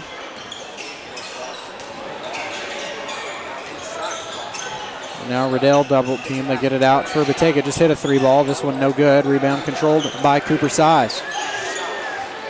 Size to Woodcock. Cooper races it up the floor, bounces it out for Tanner, shakes the defender off the 3-ball. Cooper's jumper rattles in. Much needed bucket there from Cooper Size. Cuts the lead down to a bucket. 14-12. Simmons stuck in the lane. They get a 3-ball open, but missed. Rebound controlled in there by Brady Bottega. I don't know how he got that rebound off a host of Titans. Snuck his way in. Lomshak inside. Shot blocked by Reese Ponce.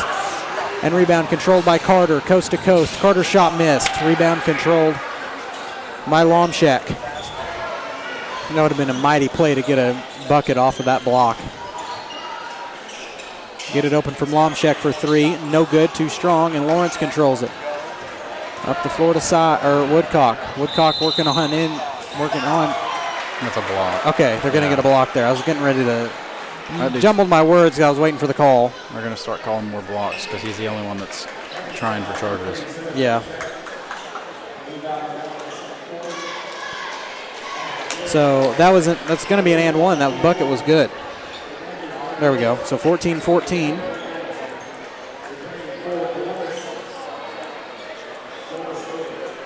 I wish I was a little more enthusiastic on that call, but I was waiting for what the official was going to say. So Carter has the opportunity to give the Columbus the lead here, and he does with the free throw. So Columbus leads it by 1, 15-14.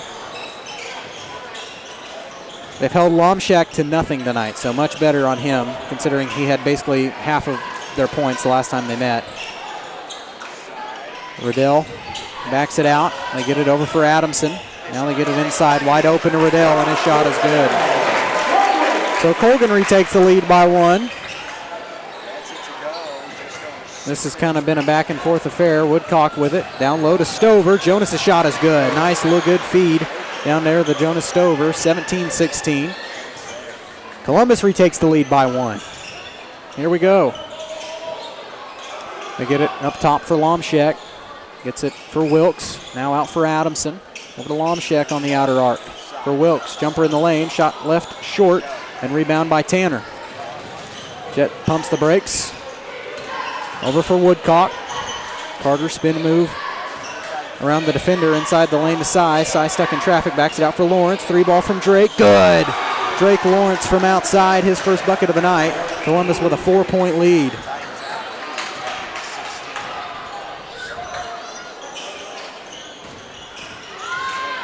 Batega, runner in the lane. Nobody picked him up. And this shot is good. Cuts the lead to 2.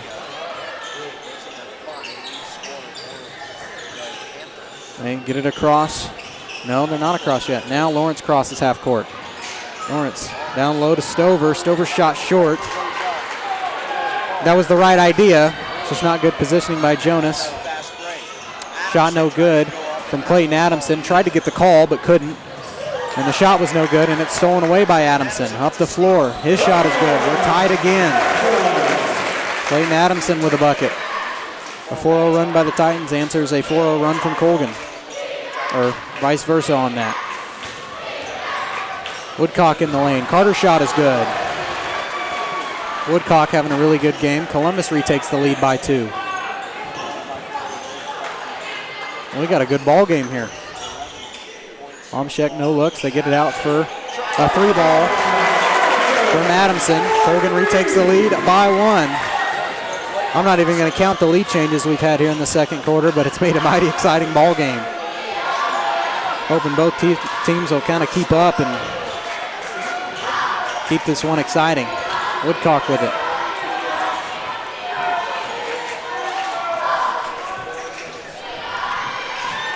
Over for Size. Size out for Tanner. They're only down by 1. Columbus being patient. Lawrence for a long 2. That one missed. Rebound controlled by Lomshek. Lomshek doesn't have the numbers, but they give it down low to Wilkes. Wilkes' shot rattles in. Just kind of powered his way up there. 25-22. Colgan leads it by 3 now. Largest lead for the Panthers of this second quarter, besides the opening play when they were up by 4. Carter drives in, left the shot short, and rebound controlled by Colgan. Get it up to Batega. Batega stops, stuck in traffic. Shot left short, and rebound controlled by Woodcock. Columbus needs a bucket here. Doesn't have to be a 3, but you don't want Colgan to answer off another missed possession. Stover on the outside for Cooper Size. Had it poked away. Size gets it back, saves it in. Good save by Cooper. Jonas had it about 3 different times there and lost it out of bounds, and it will be Colgan ball again as Coach Heffern going to kind of do a line change. So it's Crossland, Adamson, Riddell, Brown, and Schrimmer on the floor, the 5 for the Panthers. Reese Pons and Ethan Midget checked in for Columbus. Adamson tried to feed it down low, and it will be Columbus ball. Kick ball. Yep. So Colgan turns it over, and Columbus has the opportunity to cut this 3-point lead that Colgan's kind of hung on to for the last minute. There's Tanner trying to get it across half court, and Jet traveled.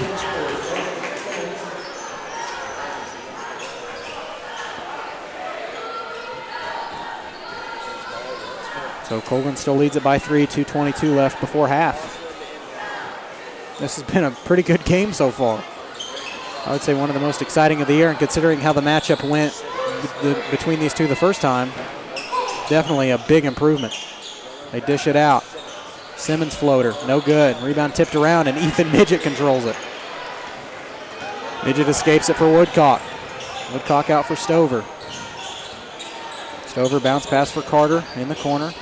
Roaming around the perimeter, out for Midget. Get it in the corner for Stover. Doesn't take the three, hesitant. Now out for Woodcock. Woodcock for Tanner. 141. Columbus being patient, burning some clock. They get it inside for Stover. Turns around at the basket, shot missed. Rebound controlled by Colgan. Simmons inside. Ethan's got to be careful there, trying to reach in. Schrimmer's shot is good. Colgan just kind of gotten a couple lucky ones there to fall. They lead it by 5 and is the largest lead for any team as Colgan commits a foul. That one's going to go against Crossland. That's his second.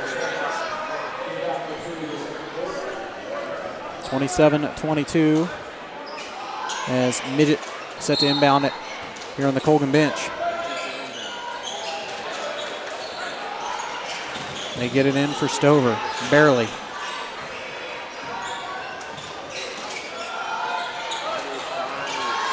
Simmons real uptight there on Stover. He escapes it for Woodcock. Carter bounce pass for Stover in the corner. Now for Midget, and it's stolen away. This will be a bucket for, well, it wasn't a bucket for Crossland, but Midget committed the foul, and that will send him to the line. That's actually a pretty good foul there by Ethan. Not to give him the wide open bucket, but just to make him earn him at the foul stripe.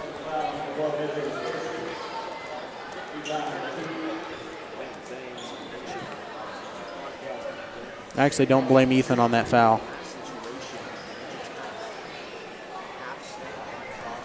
So Crossland going to have to go to the line and earn him the hard way. AKA free throws. First one is good.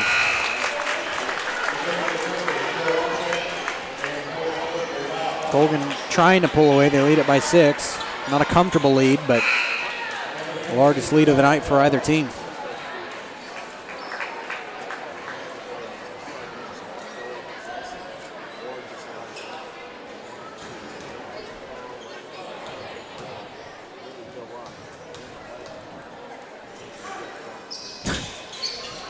Well, I guess the sneezed work from whoever did that because the second one was no good. Columbus has the ball. Tanner with it, shakes the defender, stops and pops. Long shot for Jet, no good. Tracks down the board, throws it right to Midget. Columbus saves possession, and Carter's going to slow things down. I'd say for last shot. I would too, with 35 left. Palmer inside the lane. Josiah's shot no good, but he did draw the foul. That works too, but they get the ball back now. Well, it'll depend on the scenario. If Josiah misses the second, they have the opportunity to rebound, but they're outsized there. And there's 4 against 2. Hey, Jonas got hops, man. So does Carter. So does number 4. Josiah's first free throw good. First points on the night for Palmer. Who is the foul on? Didn't put it up.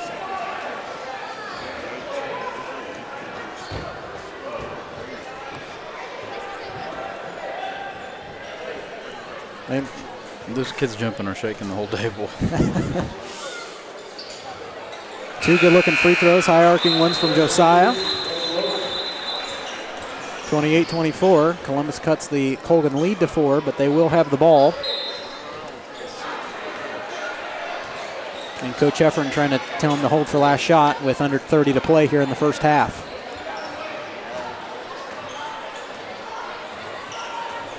Don't give it to Betega because he's going to drain it at the end like he did in the first quarter. Kind of rattled it in from near half court, and he's just going to stall the clock, and I think Columbus is fine with that. As long as they don't make it. Exactly. If they make it, then that's a bad idea. Give it for Lomshak. Now Wilkes. 3 ball on the way is good. From Gabe Brown, and that will take us to halftime, 31-24. Of course, they rattle it in before half. The largest lead for Colgan is back to 7. but still a doable game, but a pretty exciting first half. We'll take a quick break, give you the first half numbers on the Crossing Construction halftime show after this. The next harvest, navigating a changing business landscape, or planning for the next chapter in your life, the professionals at Prime Accounting Solutions are here to help. With 10 locations, Prime Accounting offers convenient, friendly accounting and tax services at a fair price. Payroll, bookkeeping, business planning, personal tax filing, and more. And now Prime is the place to go for insurance. Titan fans can find us at 404B North Grand in Pittsburgh or call 620-232-7305. To find a location near you, go to primeaccounting.net.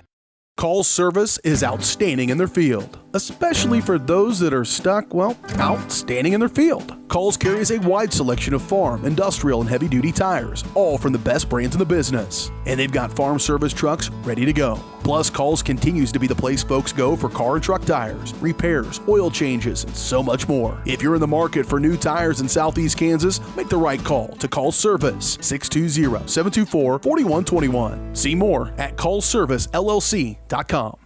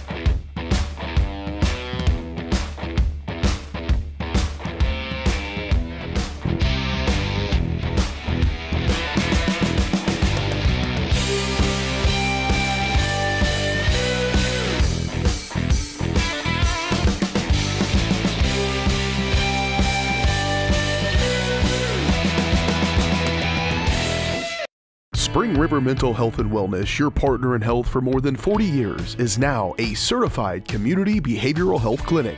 A CCBHC clinic provides a comprehensive range of mental health and substance use services, including same-day access and 24/7 crisis services. Serving all ages, Spring River Mental Health continues to inspire confidence, respect, and growth for individuals and families in Cherokee County. Learn more at springrivermh.org. Summer sales event continues here at Mike Carpino Ford with 0% interest, plus a $1,000 rebate on the all-new Ford Escape. Don't forget the Ford F-150 with over 60 of them available. Come see us today at Mike Carpino Family of Ford Dealerships, Columbus, Parsons, Pittsburgh.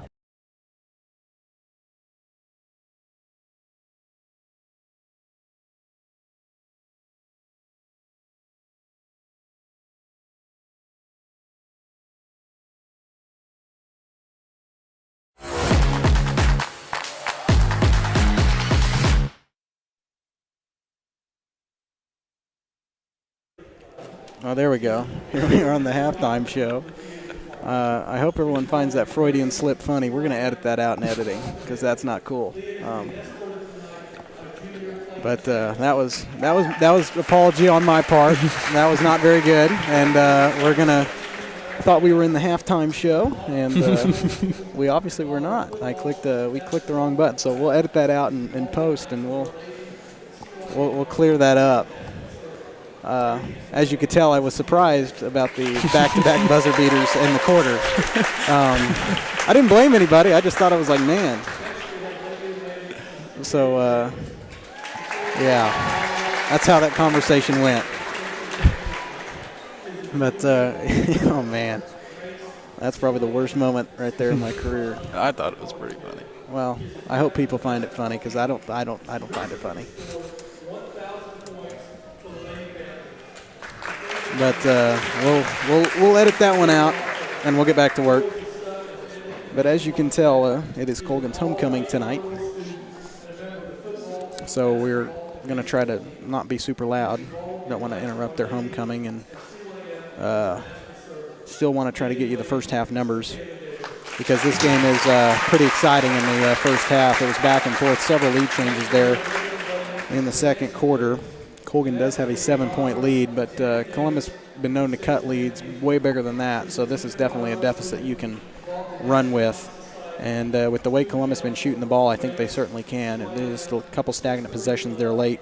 They were able to kind of hang on, but or Colgan was kind of hang on to a lead. But truthfully, really impressed with the way Columbus has played in the first half. And I kind of said it. I had a gut feeling that Columbus was going to come out hot and stay hot, and that's what they've done. So, the way this game was played the first time, nobody would have expected it to go this way. But like I said, I think they were going to shock some people tonight, and they certainly have.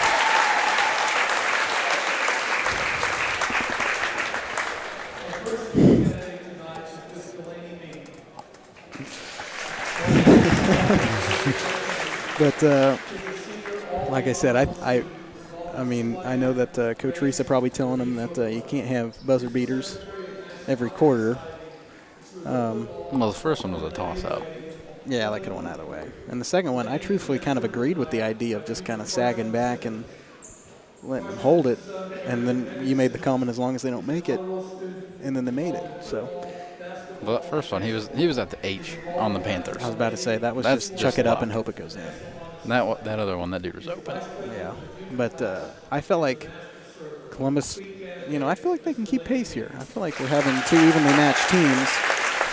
And I just realized that we'll still have 10 minutes on the clock because they keep the bench out for homecoming. So they're going to give Colgan some time in the locker room. Well, we can take a popcorn break or something. I need to take a break, wash my mouth out with soap, man. That's not good. But, well, like I said, we'll edit that out. That was terrible. I don't find it funny. I sure do. Well, I'm glad you do, but I don't.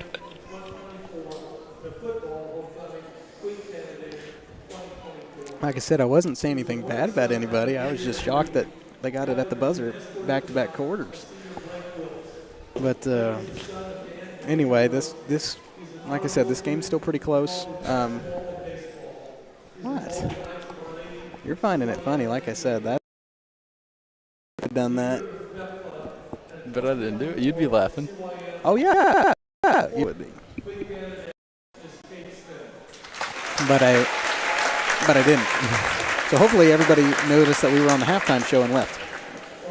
Go get their refreshments. Or that's just the last thing they heard. Or they'll go back and watch it and they won't hear it at all because I'm not leaving that one in there. I'm going to go back and watch it. I will give myself – oh, no, you won't. I'm not going to give you the light of day. I will give myself a little point here. That was the first Freudian slip I've ever had. So that's true. I've never said any bad words on the air before until tonight. And it wasn't even like anything serious. That was the thing. Some people are texting me saying, hey, stuff happens. Like I said, total accident.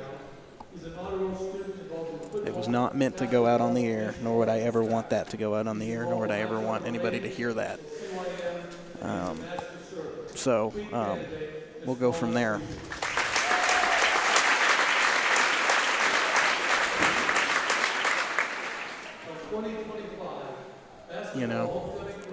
Stuff does happen, but there is a time and a place. And who did they say? The one in the black dress.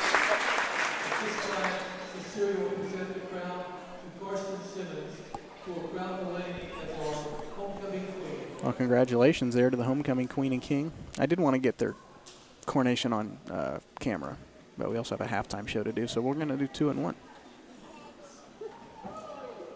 Oh.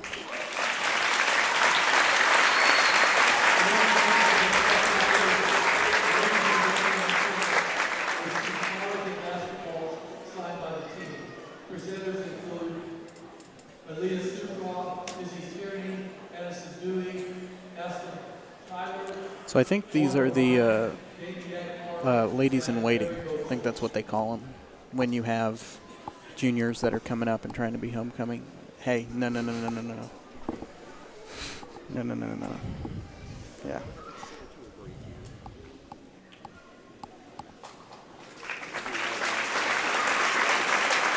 Cooper was there. I thought that dude was open. Well, that's why I was kind of surprised. See, look. Cooper We're was watching right the replay. there. Yeah, somebody was guarding Riddell when he made that three. It was Cooper's size. The 24 guarding 24, and it still went in. So, man.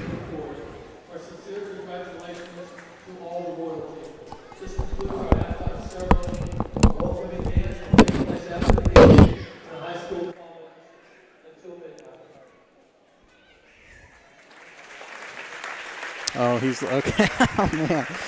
See, now Huck's not adding to my problems, and he's going over here and watching the live replay. I recommend you don't. I recommend you start watching from this point and don't watch anything back. So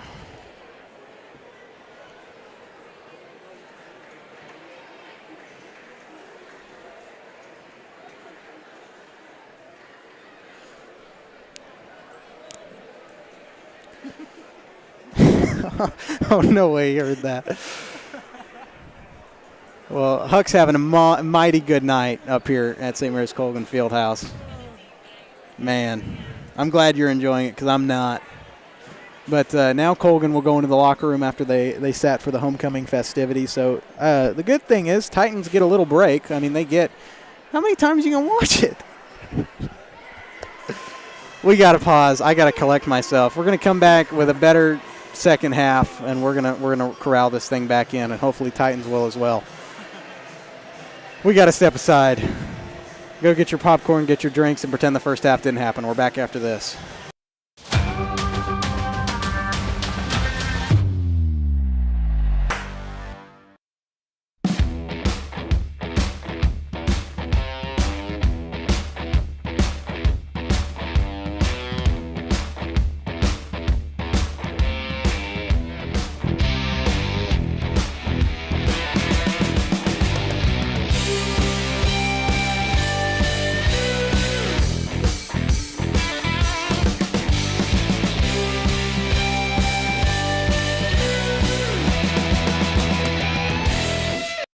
Summer sales event continues here at Mike Carpino Ford with 0% interest plus a $1,000 rebate on the all-new Ford Escape. Don't forget the Ford F-150 with over 60 of them available. Come see us today at Mike Carpino Family of Ford Dealerships, Columbus, Parsons, Pittsburgh. Hello, Four States. This is Jay Hatfield with the Jay Hatfield Auto Group. We've been serving the Four States area for over 29 years, and we now have 6 locations which offer Chevrolet, GMC, Ford, and Chrysler Dodge Jeep Ram. Each of our locations is operated by a Jay Hatfield family member or managing partner. At Jay Hatfield, we're here to earn your business and trust. We have approximately 300 pre-owned and 300 new vehicles in stock or on their way, and we're making deals. Come see us at Jay Hatfield location today and let us make you part of the Jay Hatfield family. Spring River Mental Health and Wellness, your partner in health for more than 40 years, is now a certified community behavioral health clinic. A CCBHC clinic provides a comprehensive range of mental health and substance use services, including same-day access and 24/7 crisis services. Serving all ages, Spring River Mental Health continues to inspire confidence, respect, and growth for individuals and families in Cherokee County. Learn more at springrivermh.org. I was raised in a small town, and there was a lot of people who took time to invest in me. And so when we decided to open up our offices, we want to make sure that we're pouring back into the community that's giving to us. We care. We want to be involved. We want to have a passion for what you have a passion for. We want to be able to give back. And that's the foundation. That's why we're more than just insurance.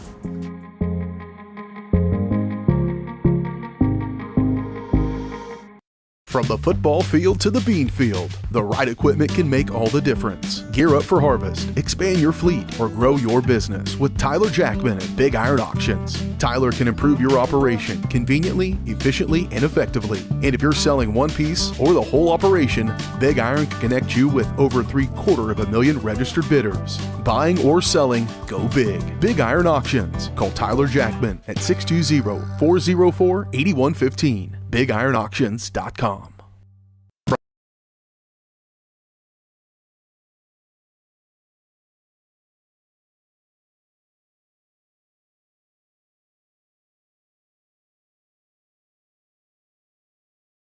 Oh, no. Well, here we are. We're back on the Crossing Construction halftime show in Columbus Sports Live. We're trying to regather ourselves. Huck's taking a break. But we still got 6:22 left before half, so I'm going to go ahead and try to give you the first half numbers. Jonas Stover had a bucket, so he's got 2 on the night. Carter Woodcock having a heck of a game. 12 points for him, and had really almost separated the game there in midway through the second quarter when Columbus took a 4-point lead. A couple of other missed buckets. Columbus could have separated, but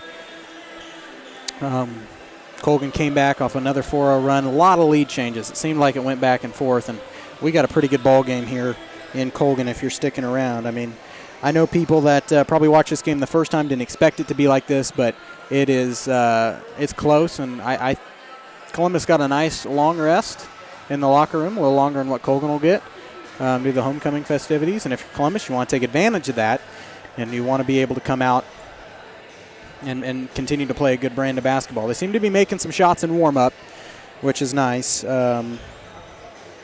Cooper Size rounds out the first half with 5 points. Lawrence with a 3-ball in the second quarter, and Palmer with 2 from the line. He rounds his points out with 2. For the Panthers, Wilkes with 2. Brady Crossland with 5 points. 2 for Karsten Simmons, 5 for Brady Batega, including that buzzer beater 3 there at the end of the first quarter. Really good looking shot from him. Adamson with 5, Schremer with 2, and 5 points from Gabe Brown. Gabe Brown also had a buzzer beater guarded 3 in the first half. So that is your first half numbers. Take a quick break and come back and hopefully get you some scores from around the area at halftime. We're back after this.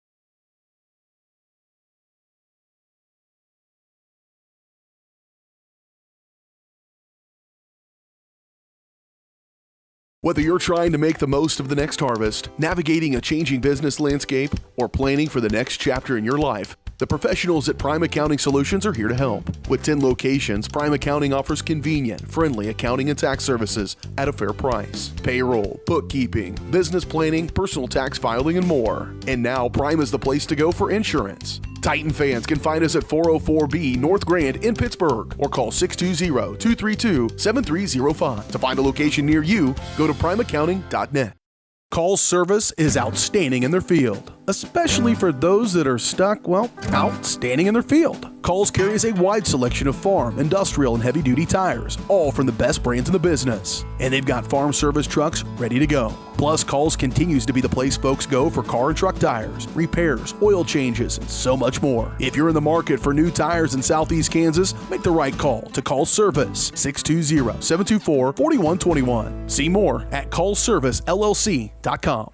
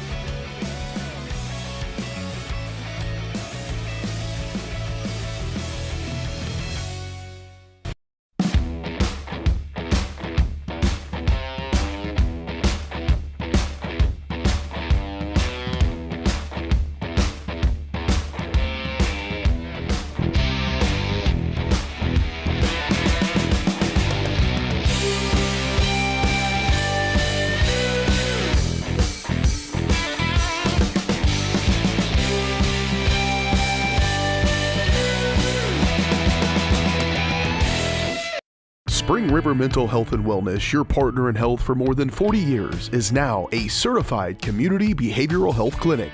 A CCBHC clinic provides a comprehensive range of mental health and substance use services, including same-day access and 24/7 crisis services. Serving all ages, Spring River Mental Health continues to inspire confidence, respect, and growth for individuals and families in Cherokee County. Learn more at springrivermh.org.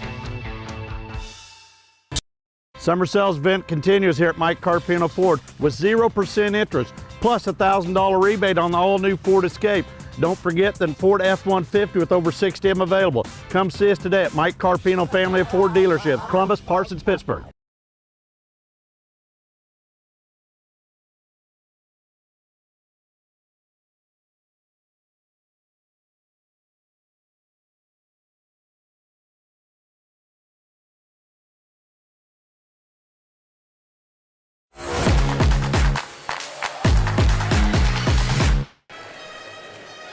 Well, here we are. We're back. Both teams out of the locker room, and both teams, I feel like Columbus should be pretty well rested. They're going over the game plan.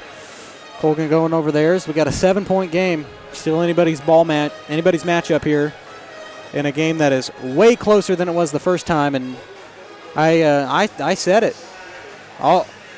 With the night that I've had, I'm giving myself a little bit of credit and saying that I predicted Columbus was going to come out like this and play the way that they have. At half, I think, what'd you say, Frontenac leads Riverton? 22-21. So that's another pretty good game going on.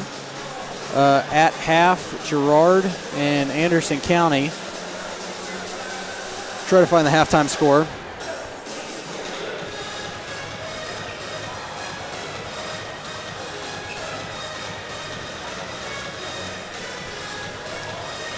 Anderson County, well, I'm going to wait. There's still 20 seconds, and Girard has the ball. They might throw it up at the buzzer. Or Anderson County has the ball. So at halftime, it is 23-21, Anderson County over Girard. They're up in Garnett. Do we know Galena? 7 minutes and 20 seconds left in the game. Galena's up 42-28. So Galena trying to pull away there in that second half. As we've got a good one here. It is Columbus ball coming out of the locker room. We'll get the quarter changed and we'll get the second half started. Carter Woodcock starting us off. Now Lawrence up top for Ponce. They get it inside and it's thrown away. Tanner threw it right into the hands of Lomshek. Lomshek up the floor, had it poked, but he gets it right back. Over for Crossland. Crossland inside the lane, cut off, rebound, or it's ball controlled in the outer perimeter. Did not mean to say rebound there. Got to get my words back in order. Crossland out for Lomshek, dumps it down inside for Betega. Betega stuck in traffic, out for Crossland. A three ball on the way, in and out. Rebound tipped around, and Carter Woodcock controls it. Smallest guy on the floor comes out of the pack with it. Lost it off his dribble, retains possession. Now gets it over for Tanner. Tanner bounce pass inside to Lawrence. Lawrence's shot missed off the side of the glass, and rebound controlled by Crossland. Crossland up the floor. Up and under move, no good. The rebound by Wilkes, and the putback is in. Wilkes with 4. The lead is 9 for Colgan. Definitely want to see Columbus keep up pace here with the Panthers in the second half. Woodcock out for Tanner. Now to Lawrence. Lawrence kind of been quiet from the outside since he hit his only 3 ball there in the early part of the second quarter. As Jet takes it inside, feeds it inside to Ponce. Ponce turns around at the basket, and his shot is good. Reese Ponce, first points of the game. Cuts the lead, 26-33. Get it inside for Simmons. Simmons stuck. They got to back it out for Crossland. Thought about the 3, drives in, stops inside the paint. Underneath for Lomshek, and Lomshek's shot is good. Now, I will give Columbus a lot of credit. That's just his first points of the night, and he had about like quadruple what he has now, if not more, in the first half. So they've really kind of kept him out of it, considering how dominant he was in the first matchup. Size with it. Size turns around, shot rolls in. Cooper answers with a bucket. He's got 7, 35-28. 5:30 left here in the third. They get it back out for Crossland. Out for Simmons. They back it out. Lomshek's jumper from the baseline is good. So Lomshek with 4. Coming out of the locker room, 37-28. Colgan extends their lead back to 9. Woodcock out for Tanner. Tanner for Size. Cooper at the top of the key, over for Woodcock. Back to Lawrence, now over to Ponce.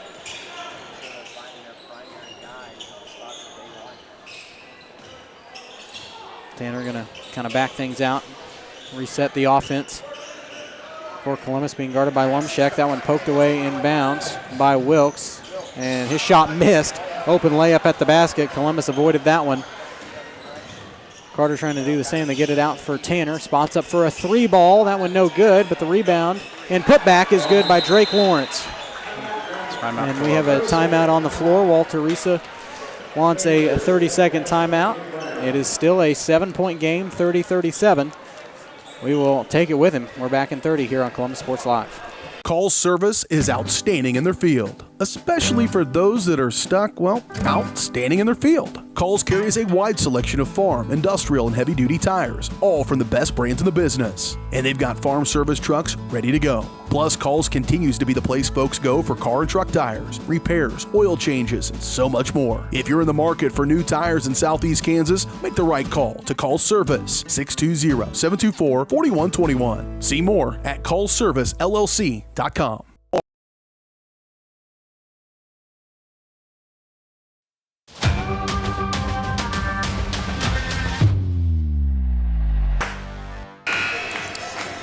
(30-37). That foot tapping you did to Cotton Eye Joe kind of shook the scoreboard camera there. There we go. Now you're going to do it on purpose, aren't you? Yeah. You see, people notice that on the camera. But anyway, 30-37. Still a 7-point game. It is Colgan ball coming out of the timeout. Coach Reese apparently saw something he didn't like, wanted to change. As it will be Colgan ball here. Adamson with it. Around the horn to Lomshek. They dump it down for Batega. Good defense by Ponce, and he traveled. So ball will go back to the Titans here. This Ponce, the big man down low, just kind of planted his feet. And that's really what you need to do. Don't let Batega go anywhere. So Tanner trying to inbound it off the full court press. Gets it in for Woodcock. Carter races it across half court and lost it. There's a steal. Simmons backs it out for Adamson. Adamson's floater in the lane is good off the glass.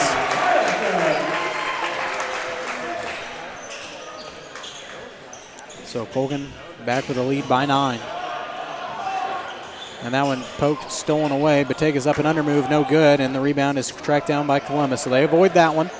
Now they have the opportunity to reset things. Ponce down low. They get it over for Size. A 3-ball from Cooper rolls out. Rebound controlled by Batega. Over for Brown, and that one's stolen away by Size, and he retains possession. Brown passed it right into traffic. 3:32 left here in the third.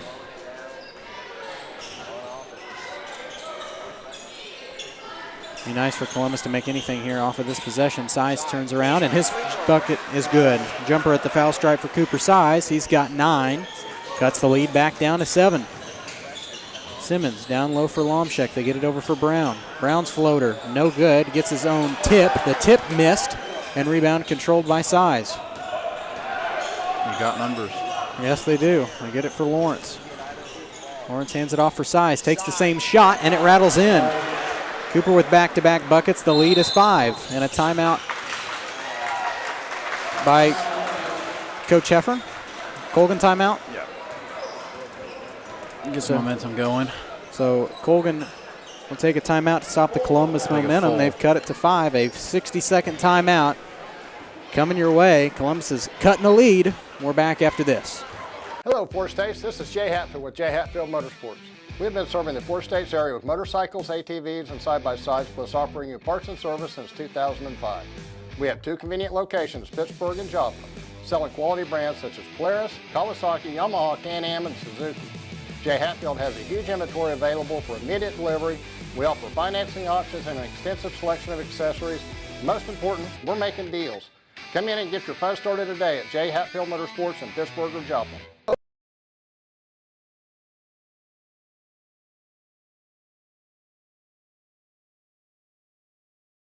Optic Communications has stood the test of time. Born from the pioneers of connectivity in 1905, they're built on a rich history with roots stretching deep. just like Optic Communications' 100% buried fiber, making them the fastest, most reliable internet provider in the region. Optic's employees are local, friendly, and fast to respond. Optic Communications, built for the future, with a foundation firmly in Columbus. Learn more at optic-communications.com. Here we are to the timeout called by Coach Heffern. Columbus has cut it down to a 5-point Panther lead. 2:51 left here in the third quarter. 39-34. Bottega runs inside the lane, and his shot rattles in. Really good looking shot there from Brady Bottega. Gets his first points of the second half. As Stover turns around at the basket and answers. Jonas Stover with a bucket. 4 points for Jonas. 36-41. The lead is still 5. Bottega on the baseline, works around, shot missed, rebound controlled by Stover. Stover needs to slow it down, and he does. Pumps the brakes near half court, but needs to get it across. They get it for Woodcock, I'm sorry. Carter around the back for Palmer.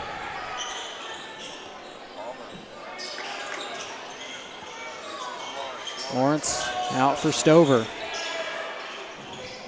Now for Palmer. Josiah out for Lawrence. Lawrence over to Woodcock. Carter takes a guarded three. Swish. Carter Woodcock, first points here of the second half. Couldn't have come at a better time. We got a 2-point game here. Now one spin move for Bottega in the lanes was stripped going up. The rebound controlled by Brock Riddell. Colgan has another crack at it. Adamson takes it up strong and gets fouled.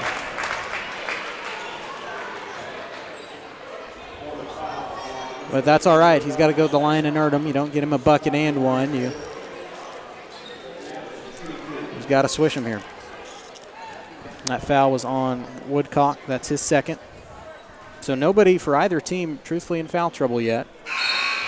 First one good from Adamson. He's got 3 here in the second half, 9 overall.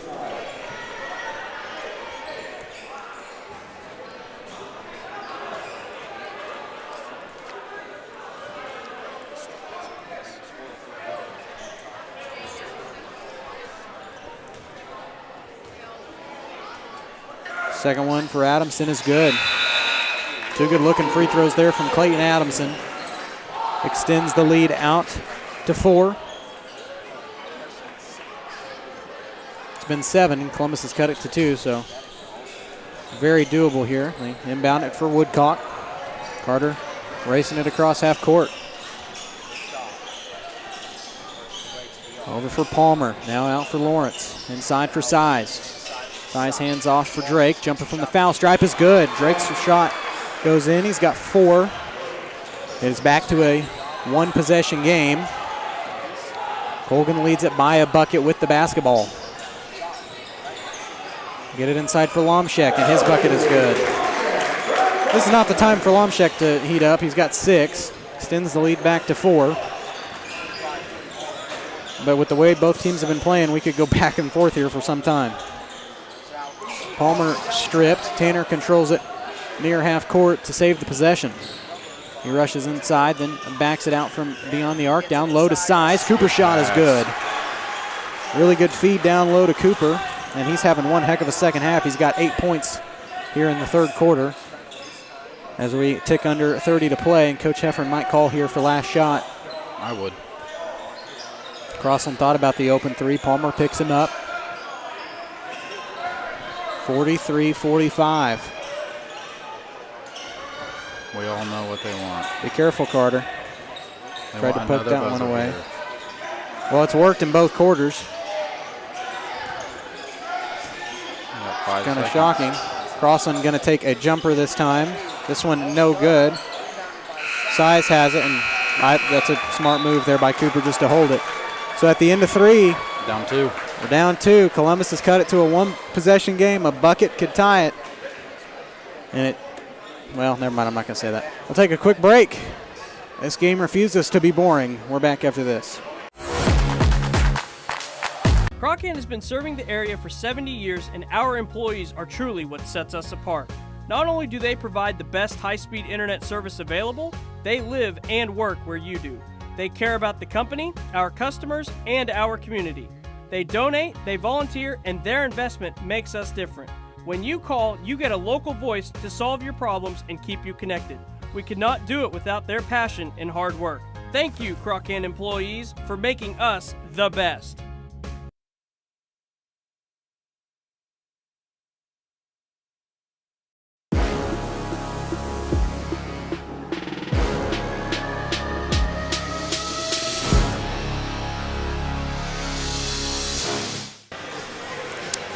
Welcome back, 43-45 the score. It was a 7-point lead for Colgan at half. Columbus has cut it down to 2. And this is the best game I think Columbus has played all season. Regardless of what happens here in the fourth, I don't think Coach Reese is going to be too mad tonight. And if they can come out of here with a win, this is going to be huge for this group. Because you only got one win on the year. If they come out with a win. Think about what it was the last time these two teams played. 66-30. And now it's 45-43. Well, if these guys come out with a win, they'll move up in the rankings. Yeah. Lomshek escapes it out for Simmons. Now out for Crossland. On the baseline, picked up. They get it for Simmons. Simmons threw it away out of bounds. And it should stay here with Colgan. I think it was off of Palmer's foot. And it will. So, but that kind of looked like a sloppy offensive possession for Colgan. They seem to just kind of have to, they struggled to put it anywhere. Brown with it off the inbound. They get it in for Riddell. Hands it off for Crossland. He backs it out, trying to reset. They get it for Simmons. Simmons picked up. They get it in for Lomshek, and his floater is good. Now Joe Lomshek having a good second half. He's got 8, all of his points in the second half. It is back to a 4-point game. They get it in for Size. Size jumper. Good off the glass. Keep doing that. It's been working for Cooper. Most of his shots have been right there, and they've all been falling. Back to a 2-point game. You got to feed who's hot. Crossland on the baseline. Jumper, no good. Simmons grabs the rebound, puts it up, and good.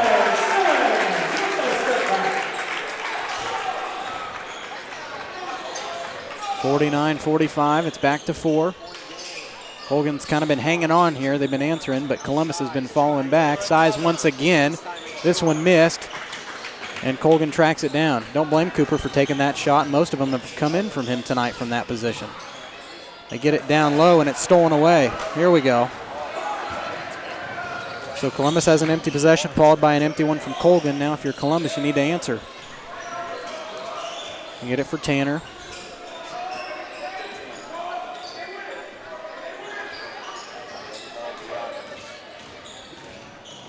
Tanner drives in, stops it, tries to get it in for Size down low. Woodcock controls it out for Palmer. Palmer tried to dish it down low. Woodcock retains it, shakes the defender down low to Size. Back it out. Columbus still keeps the possession alive. The floater for Jet is good. One of the best of looking possessions of on film, but Columbus will take it. Back to a 2-point game.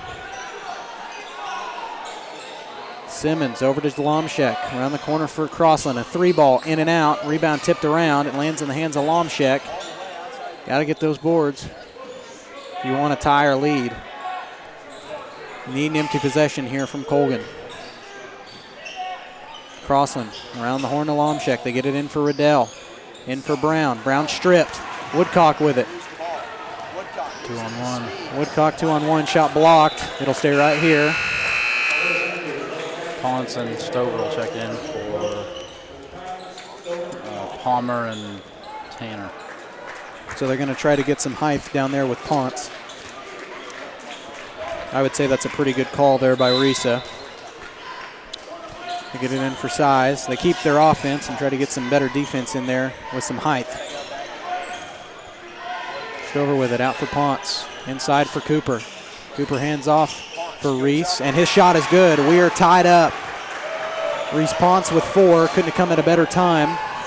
49 all. They get it for Adamson. Down low. He lost it. Columbus ball. Take your time here.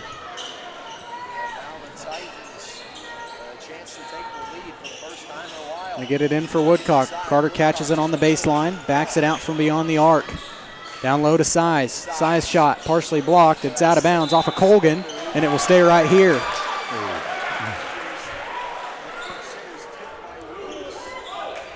So Carter inbounds at baseline left. There's still 4:34 to play. We're tied. Anybody's ball game. Lawrence catch and shoot three. Good! Drake Lawrence from outside. It is a 3-point Titan lead. And we have a timeout by Coach Heffern. Titans have the lead here in the fourth quarter. The boys are fired up. This game refuses to be boring. We'll see if they can hang on and win. 4:25 left in the ball game. We're back after this.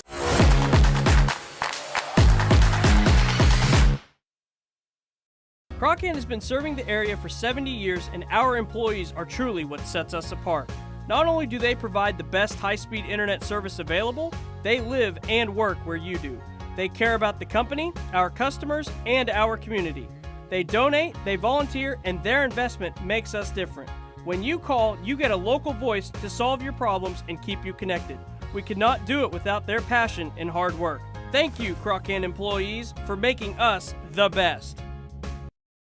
Summer sales event continues here at Mike Carpino Ford with 0% interest, plus a $1,000 rebate on the all-new Ford Escape. Don't forget the Ford F-150 with over 60 of them available. Come see us today at Mike Carpino Family of Ford Dealerships, Columbus, Parsons, Pittsburgh.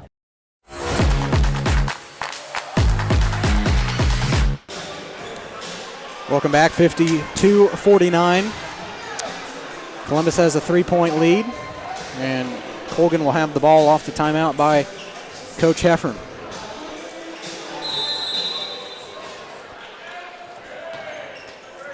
Drake Lawrence has had a tougher time this year shooting it from three, but he's made two tonight, and that one couldn't have come at a better time. Adamson with it, over to Batega. If I'm Columbus, if I get a turnover here off an empty shot from Colgan, I'm holding it.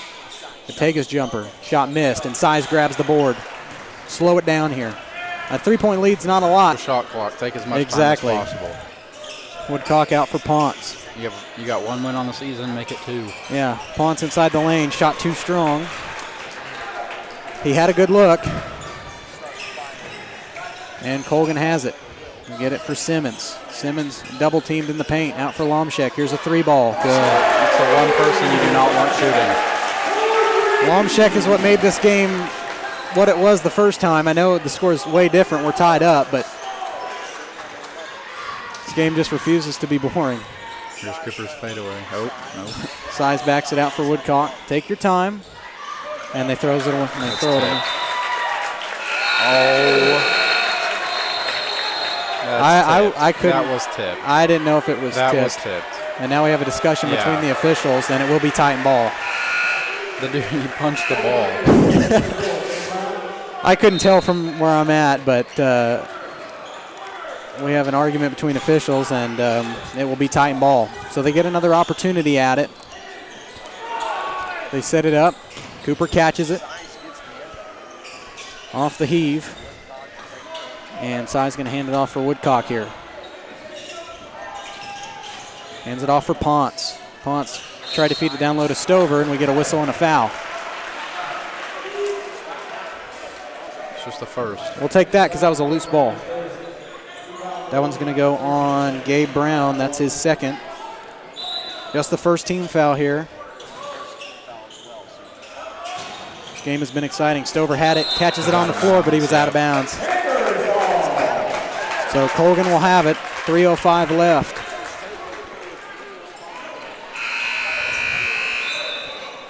Regardless of how this game ends, though, this has been an exciting one. A lot of crazy possessions, and a lot of possessions where, like, how did they not turn the ball over? And I know it wouldn't be fun to watch, but I say hold the ball the whole game. If you're Columbus. Yeah. If you can get a lead here, hold it. Colgan would probably try to adapt the same strategy because without a shot clock. There's no shot clock, and the other team would have to foul. Yeah. Adamson. It's a 2. Long jumper. No good. Rebound tracked down by Batega. It's loose on the deck, and he's fouled on the floor. So that one will not count. Jet, I think. Are they not going to? So, on Jet. okay. Yeah. I forget that they switched jerseys because I put him as 2 in the book. That's just Tanner's first. The floater no good. Lomshek grabs the board. He's got to back it out. He gets it out for Simmons. Down low to Adamson. Batega over to Lomshek. Wide Here's another open. 3-ball. This one missed, and Lawrence grabs the rebound. We're still tied. That one out of bounds, and it was kicked. They're going to get a blocking foul, I think, on Lomshek. We'll see what the refs say. 11. That's going to go on Batega, or Betega. I hope I'm pronouncing that right. I think it's Batega. That's what I've been saying, but I'm truthfully, I'm a little unsure. Woodcock to inbound at baseline left. Up top for Tanner. Tanner had it stripped away by Batega. Carter's going to have to take it here. And Batega's shot is good. That's his first points of the fourth quarter. Colgan has a 2-point lead. Columbus cannot let go of it here. We got 2:05 left. Give it back to Cooper. Cooper's been hot in this second half. Give it back to him. There it They is. feed it down low to Size, and Size shot missed. Loose ball. Steal. On the floor. We'll get an on-the-floor foul, but it'll go in And that ref Columbus's favor. That ref was passionate about it. White number 2. So that's going to go on Crossland. That's his third. And Palmer will check in for Tanner. So 3-1. They're going to get Josiah Palmer in. Woodcock to inbound at baseline right. 2 more and they're shooting. That's right. I don't see a problem with them drawing fouls. Get it in for Palmer. Palmer inside for Size. Size jumper. No good. And Ponce tried to grab it. Oh, man. Colgan has it. Colgan could try to hold it, and make Columbus foul. They get it in for Riddell. Down low to Lomshek. Shot partially blocked. And they're going to get a foul on the other end. That's 4. I think it's 24. That'd be Gabe Brown. That's his third. I think it is. Nope, White 10. That's Lomshek. That's just his first. Still 1 more and they're shooting. I'm about to say 1 more and Columbus will shoot. Columbus has 3 fouls to give. So Columbus not in a bad spot right now, truthfully. I know they're down by 2, but you can make a bucket here. You can get a bucket and a foul. That'd be crazy. Or even a foul. You get it for Ponce. Over for Lawrence. Lawrence back to Ponce. Ponce drives in and throws it right to Lomshek. We're getting ready to tick under a minute to play, a 2-point game. And now Coach Heffron trying to make him hold it. I think he wanted him to do it on that last. You are going to have to foul. You cannot let them hold the ball. You got to foul. 53 seconds. And now they're going to try to creep up, and there's the foul. I say you still got a few to give. Colgan's not going to shoot. You still got to get 3 more fouls. So that one's going to go on Size. That's just his first. Timeout Columbus. So Coach Reese is going to go to the playbook, try to draw something up. We got a 2-point game. The knees are shaking. 44.8 left. We'll take a quick break. We're back in 30 seconds. Don't go anywhere.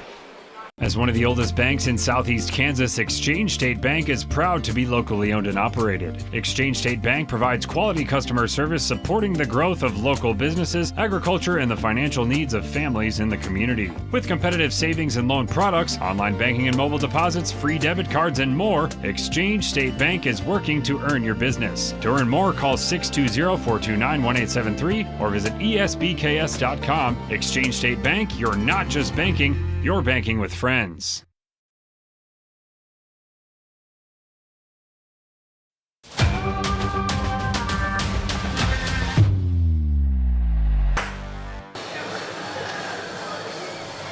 And we're back, 44.8. Colgan leads it by 2. This has probably been the most exciting game that we've seen all year from the Titan boys. We'll check that Girard score. I'm checking the Frontenac one. I think Frontenac led by 1 at half to Riverton. And the Trojans of Girard lead by 1 with 6:32 left over Anderson County. So a lot of good games going on around the area tonight. We have under a minute left in this one. Colgan leads it by 2. They get it in. Carter fouls. Lomshek. That'll be the third, so Columbus still has another foul to give.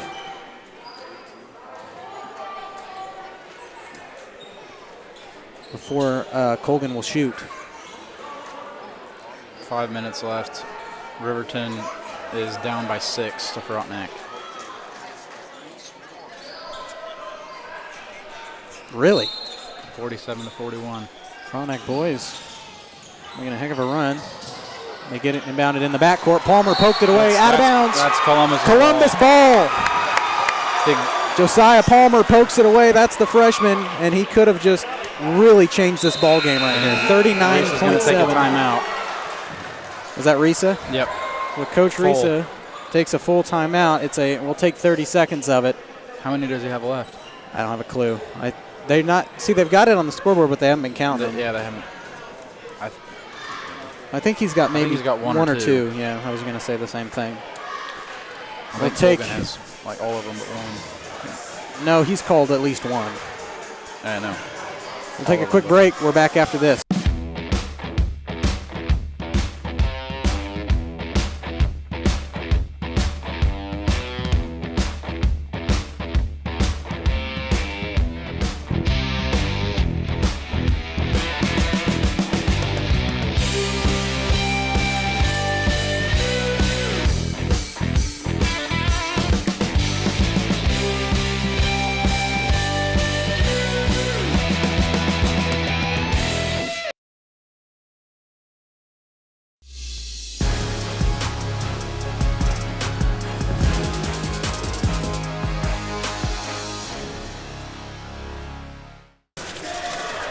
Because this could work out in our favor here. We're back here on Columbus Sports Live. 54-52. Colgan hanging on to a 2-point lead. It is Titan ball. Coach Risa drawing up a play. Columbus can tie it here or possibly take the lead on this possession. 39.7 left. Colgan doesn't have any fouls to give. Next foul, Columbus will shoot. They get it inbounded in the backcourt for Woodcock. You got to go. I would burn a little bit. There's 30 seconds. You still need a 2. Yep, Colgan still got the lead. That's a travel. He switched his pivot foot. And Palmer traveled. No, Stover. Oh, Stover, I'm sorry. So now you have to foul. Quickly. Yeah. And I would try to avoid 10. Yeah, don't give it to Lomshek and don't give it to Adamson. But I think no matter who you give it to on Colgan, you got to foul. They need to pick up. You got to foul. Got 20 seconds, and Tanner's going to commit it with 19.4. So now Columbus has no more fouls to give. So you're going to need another Josiah Palmer steal right there.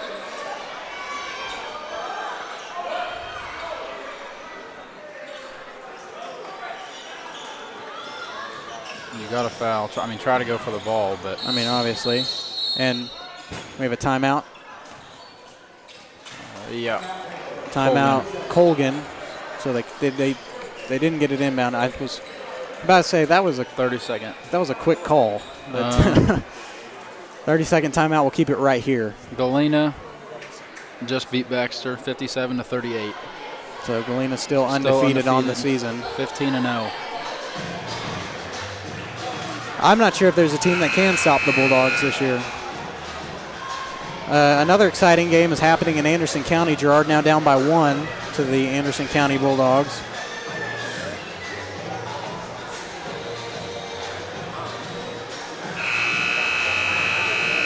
I hope we get Coach Reese up here after this. If he wins, I know he'll definitely be up here.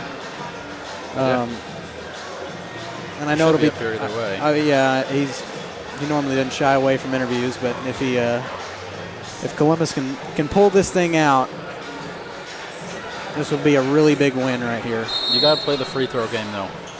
Yeah. Foul right when they get the ball in. If not before, but don't make it a flagrant. Yeah, you can't have an intentional foul. But, man, what an exciting game it's been either way, honestly.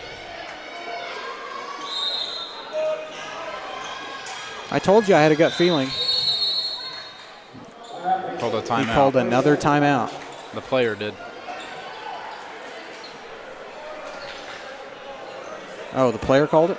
Yep. I think he said Colgan has one more timeout. I think Risa also has one. I could be wrong. Yeah. I'm not counting, but I think both teams have one timeout I think left. that's what one of the refs just said.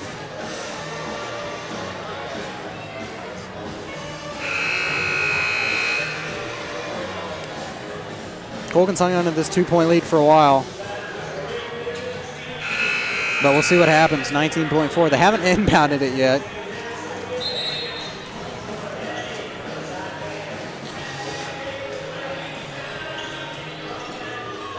Here we go. Columbus can get a turnover here. This would be huge. Not have to send Colgan to the line, but if they inbound it, you got to foul. You got to foul. You got to go. You have to go. And Palmer's going to try to race up. He backs off the pressure. They escape it for Lomchek. You have to foul. And they're trying to get the That's steal. a jump ball. And they get a jump ball. Columbus ball. 8 seconds. Woo! Ahead again, Josiah Palmer. And then now Risa's going to take his last timeout. Yep. I don't blame him. That was a smart. I think it's his last. It probably is. It's a full either way. Man.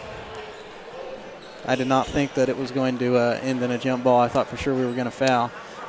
I guess that's what Risa told him. He said, hey, if we can get the jump ball, because alternating possession gives it to us. That's what he always told us. Go for the ball first, no matter what. And that time it happened to work, and so it'll be Columbus ball. I don't want it to go into OT, but if worst comes to worst, I mean, you got to connect on something. I'd be safe and go for a 2. Not a long 2, like right where about Cooper's been taking them in the middle of the paint. Unless he draws up something that's wide open for a 3 and you hit it. Then it's going to come down to it's going to come down to a buzzer if that happens. Well, it depends. Well, if they hit a 3, you're up by 1. Yeah, but it depends on when we hit it. I mean, with 8.2, you have just enough time to get it up the floor, maybe set something up and shoot it. Maybe a couple off-ball screens and a wide-open shot. Or a pick and roll. There's not a lot of time to strategize when you're on the floor. You can't wait. Have everyone spread out, pick and roll at the top. 2-on-2. That's all it is. I got my whiteboards if you want to start drawing them up. We can throw it down to the Risa. So here we go. You got to throw it in. Throw it in. Oh my gosh. I'm not sure what the deal was there. Tanner had a wide open look for Lawrence and didn't chuck it in. I'm not sure what happened. That's insane. That is. So now you have to foul. You have to foul. You had the perfect opportunity. I'm not sure what happened there. I don't know either. I guess Jet was confused on what the play was, but now Colgan has it. I mean, Drake was sitting there wide open. I was about to say, he was clapping for the ball. Nobody picked Drake up. I don't know if he spaced out or what. And now the rest were talking about something. Oh, he has to stand. Okay. I think he was technically inside the. You got to foul. You have to foul. That one loose. They get it out. It's out of bounds, and it will be Colgan ball, 4.6.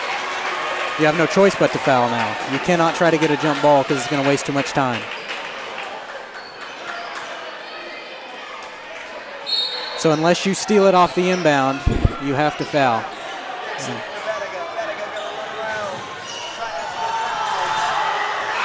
And they're going to let the time run out, and that'll do it. I think there were a couple fouls in there, but that will end the game. They didn't call them. 54-52. This game ends with another Columbus loss, but man, they sure did make it interesting. You got to give these boys credit. Best game they've played all year tonight. I don't agree with the end of that. Yeah, it's an unfortunate ending. You kind of wish they would have called it there late, but I honestly, with the way the refs at least were consistent, because they've let them play all night, and that was letting them play. So it makes sense the way they called it towards the end. But Columbus 52-54. We'll hopefully get Walter Reese up here because, man, what an exciting game it was. Got to give the boys credit. They fought the entire way through, and a team they lost to by 36 the first time around. And this time it was by 2, so give them credit. We'll step aside for a quick break. We'll come back here on the Call Service postgame show, and we'll wrap things up, get you the final numbers. Columbus falls by 2 to Colgan. We're back after this.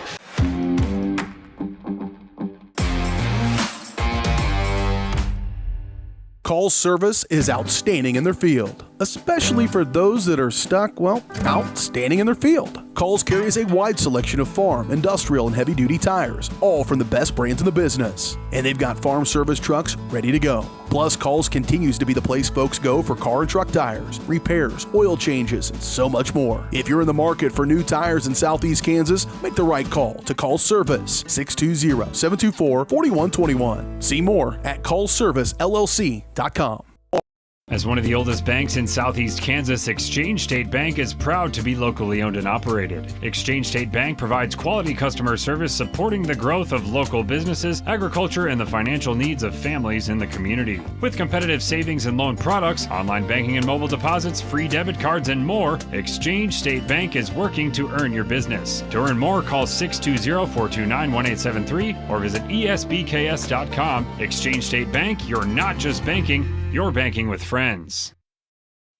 Why settle for less than the best? Croccan's gigabit fiber optic internet is now available to Pittsburgh, Frontenac, and Fort Scott, and many rural areas in between. Croccan has the best speeds, the best reliability, the best service, the best support, and is overall the best value on all ultra-high-speed internet. If you want the best home internet connecting as many devices, all without equipment rentals, contracts, or overages, it is the time to switch to the best. It's time to switch to Croccan. From the football field to the bean field, the right equipment can make all the difference. Gear up for harvest, expand your fleet, or grow your business with Tyler Jackman at Big Iron Auctions. Tyler can improve your operation conveniently, efficiently, and effectively. And if you're selling one piece or the whole operation, Big Iron can connect you with over 750,000 registered bidders. Buying or selling, go big. Big Iron Auctions. Call Tyler Jackman at 620-404-8115. BigIronAuctions.com. Hello, Four States. This is Jay Hatfield with Jay Hatfield Motorsports. We've been serving the Four States area with motorcycles, ATVs, and side-by-sides, plus offering you parts and service since 2005. We have 2 convenient locations, Pittsburgh and Joplin, selling quality brands such as Polaris, Kawasaki, Yamaha, Can-Am, and Suzuki. Jay Hatfield has a huge inventory available for immediate delivery.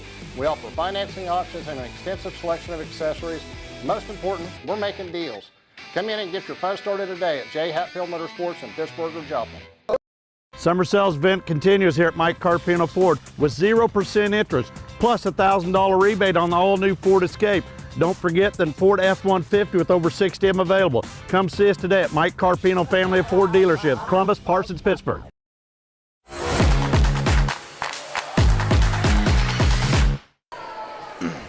And here we are on the Call Service post-game show.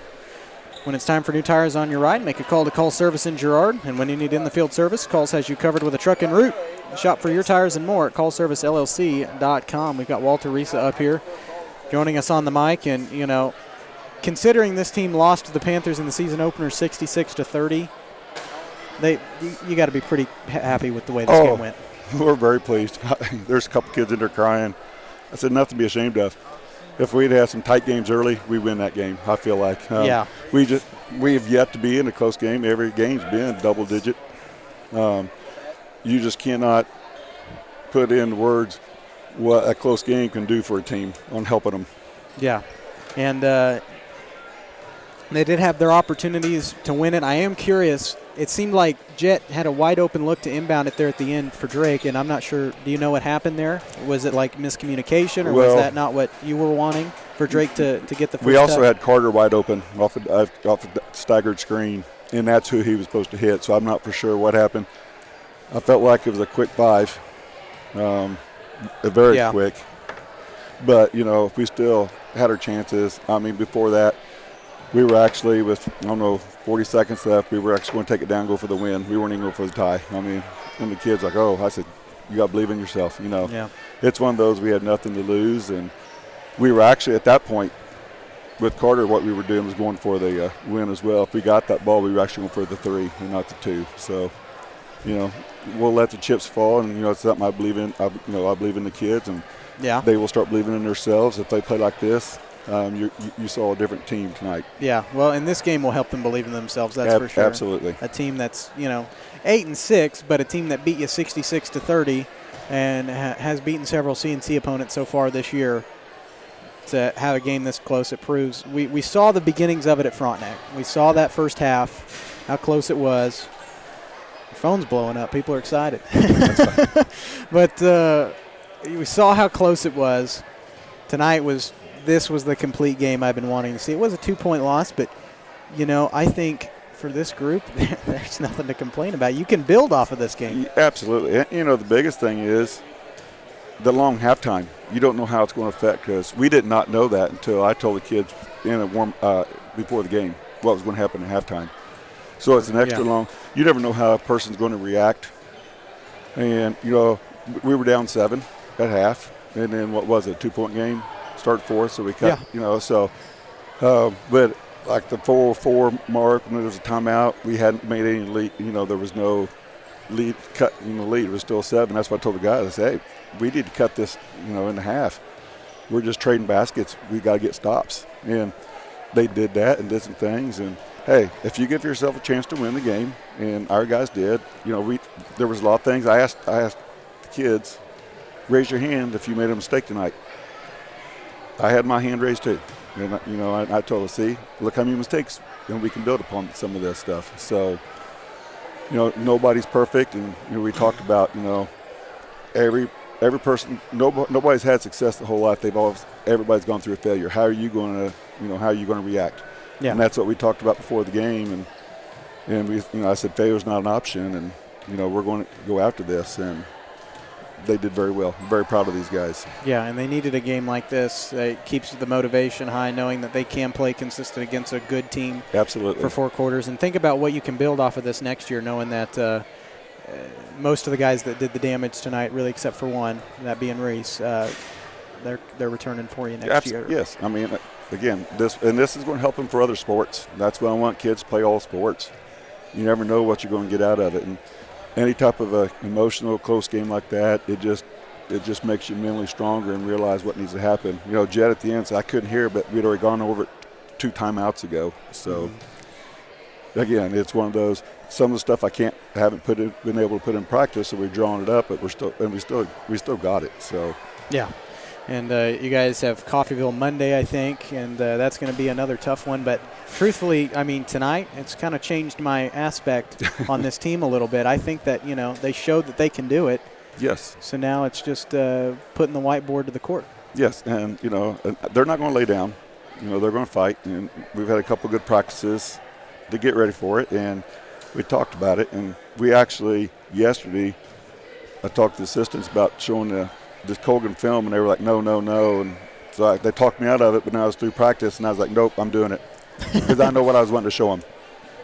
And so I showed it, and the kids' jaws were dropped because they're like, they didn't realize how many mistakes and things they did wrong. And that's why I said, look at it. I said, we cannot do that tomorrow night. And that was something those guys did themselves in that regard. So that's why I'm very proud of them in that regard. Yeah. The one thing I thought that was really impressive on the stat book is how you guys treated Joe Lomshek, who had 25 points in the first matchup. Everybody else for Colgan was in single digits. Tonight, he made it into double digits, but nowhere near. He had 11. Yeah. And so that's well less than what he got the last time, and all those came in the second half. Yes. So yes, they did. I felt like you could look from game 1 to game 2, a lot of improvement, and the homework was completed. Yes. Just didn't get the W. That's the only thing bad about tonight. But there were so many positives on what these guys did tonight. So we'll take that and run with it. And it's little steps. Yeah. And it's how we can play in a couple 3 weeks. That's right. And we could be a scary team. Yeah, and they proved it tonight. Yes. See you up at Coffeyville. Good luck and thank you. Enjoy the long weekend in the Super Bowl. Go Chiefs. That's right. That's Walter Risa, head coach of the Titan Boys. They fall 54-52 tonight to the Colgan Panthers. Well, what a game, honestly.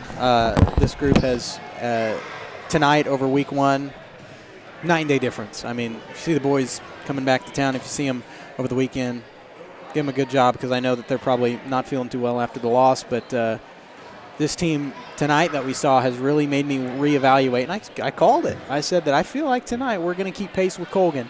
And we did that, and we did it very well. And, Colgan is not a low team by any stretch of the means. They're always going to be good, and it's just kind of the Colgan effect. So proud of what they put on tonight, proud of what they did, and hopefully we'll see a more resilient team like that play up at Coffeyville. They're shutting the lights out on us. We're going to get out of here. I want to appreciate so much everybody for watching. We apologize for the Freudian slip that happened in the halftime show. Or happened in between games. We'll get that cleared up. And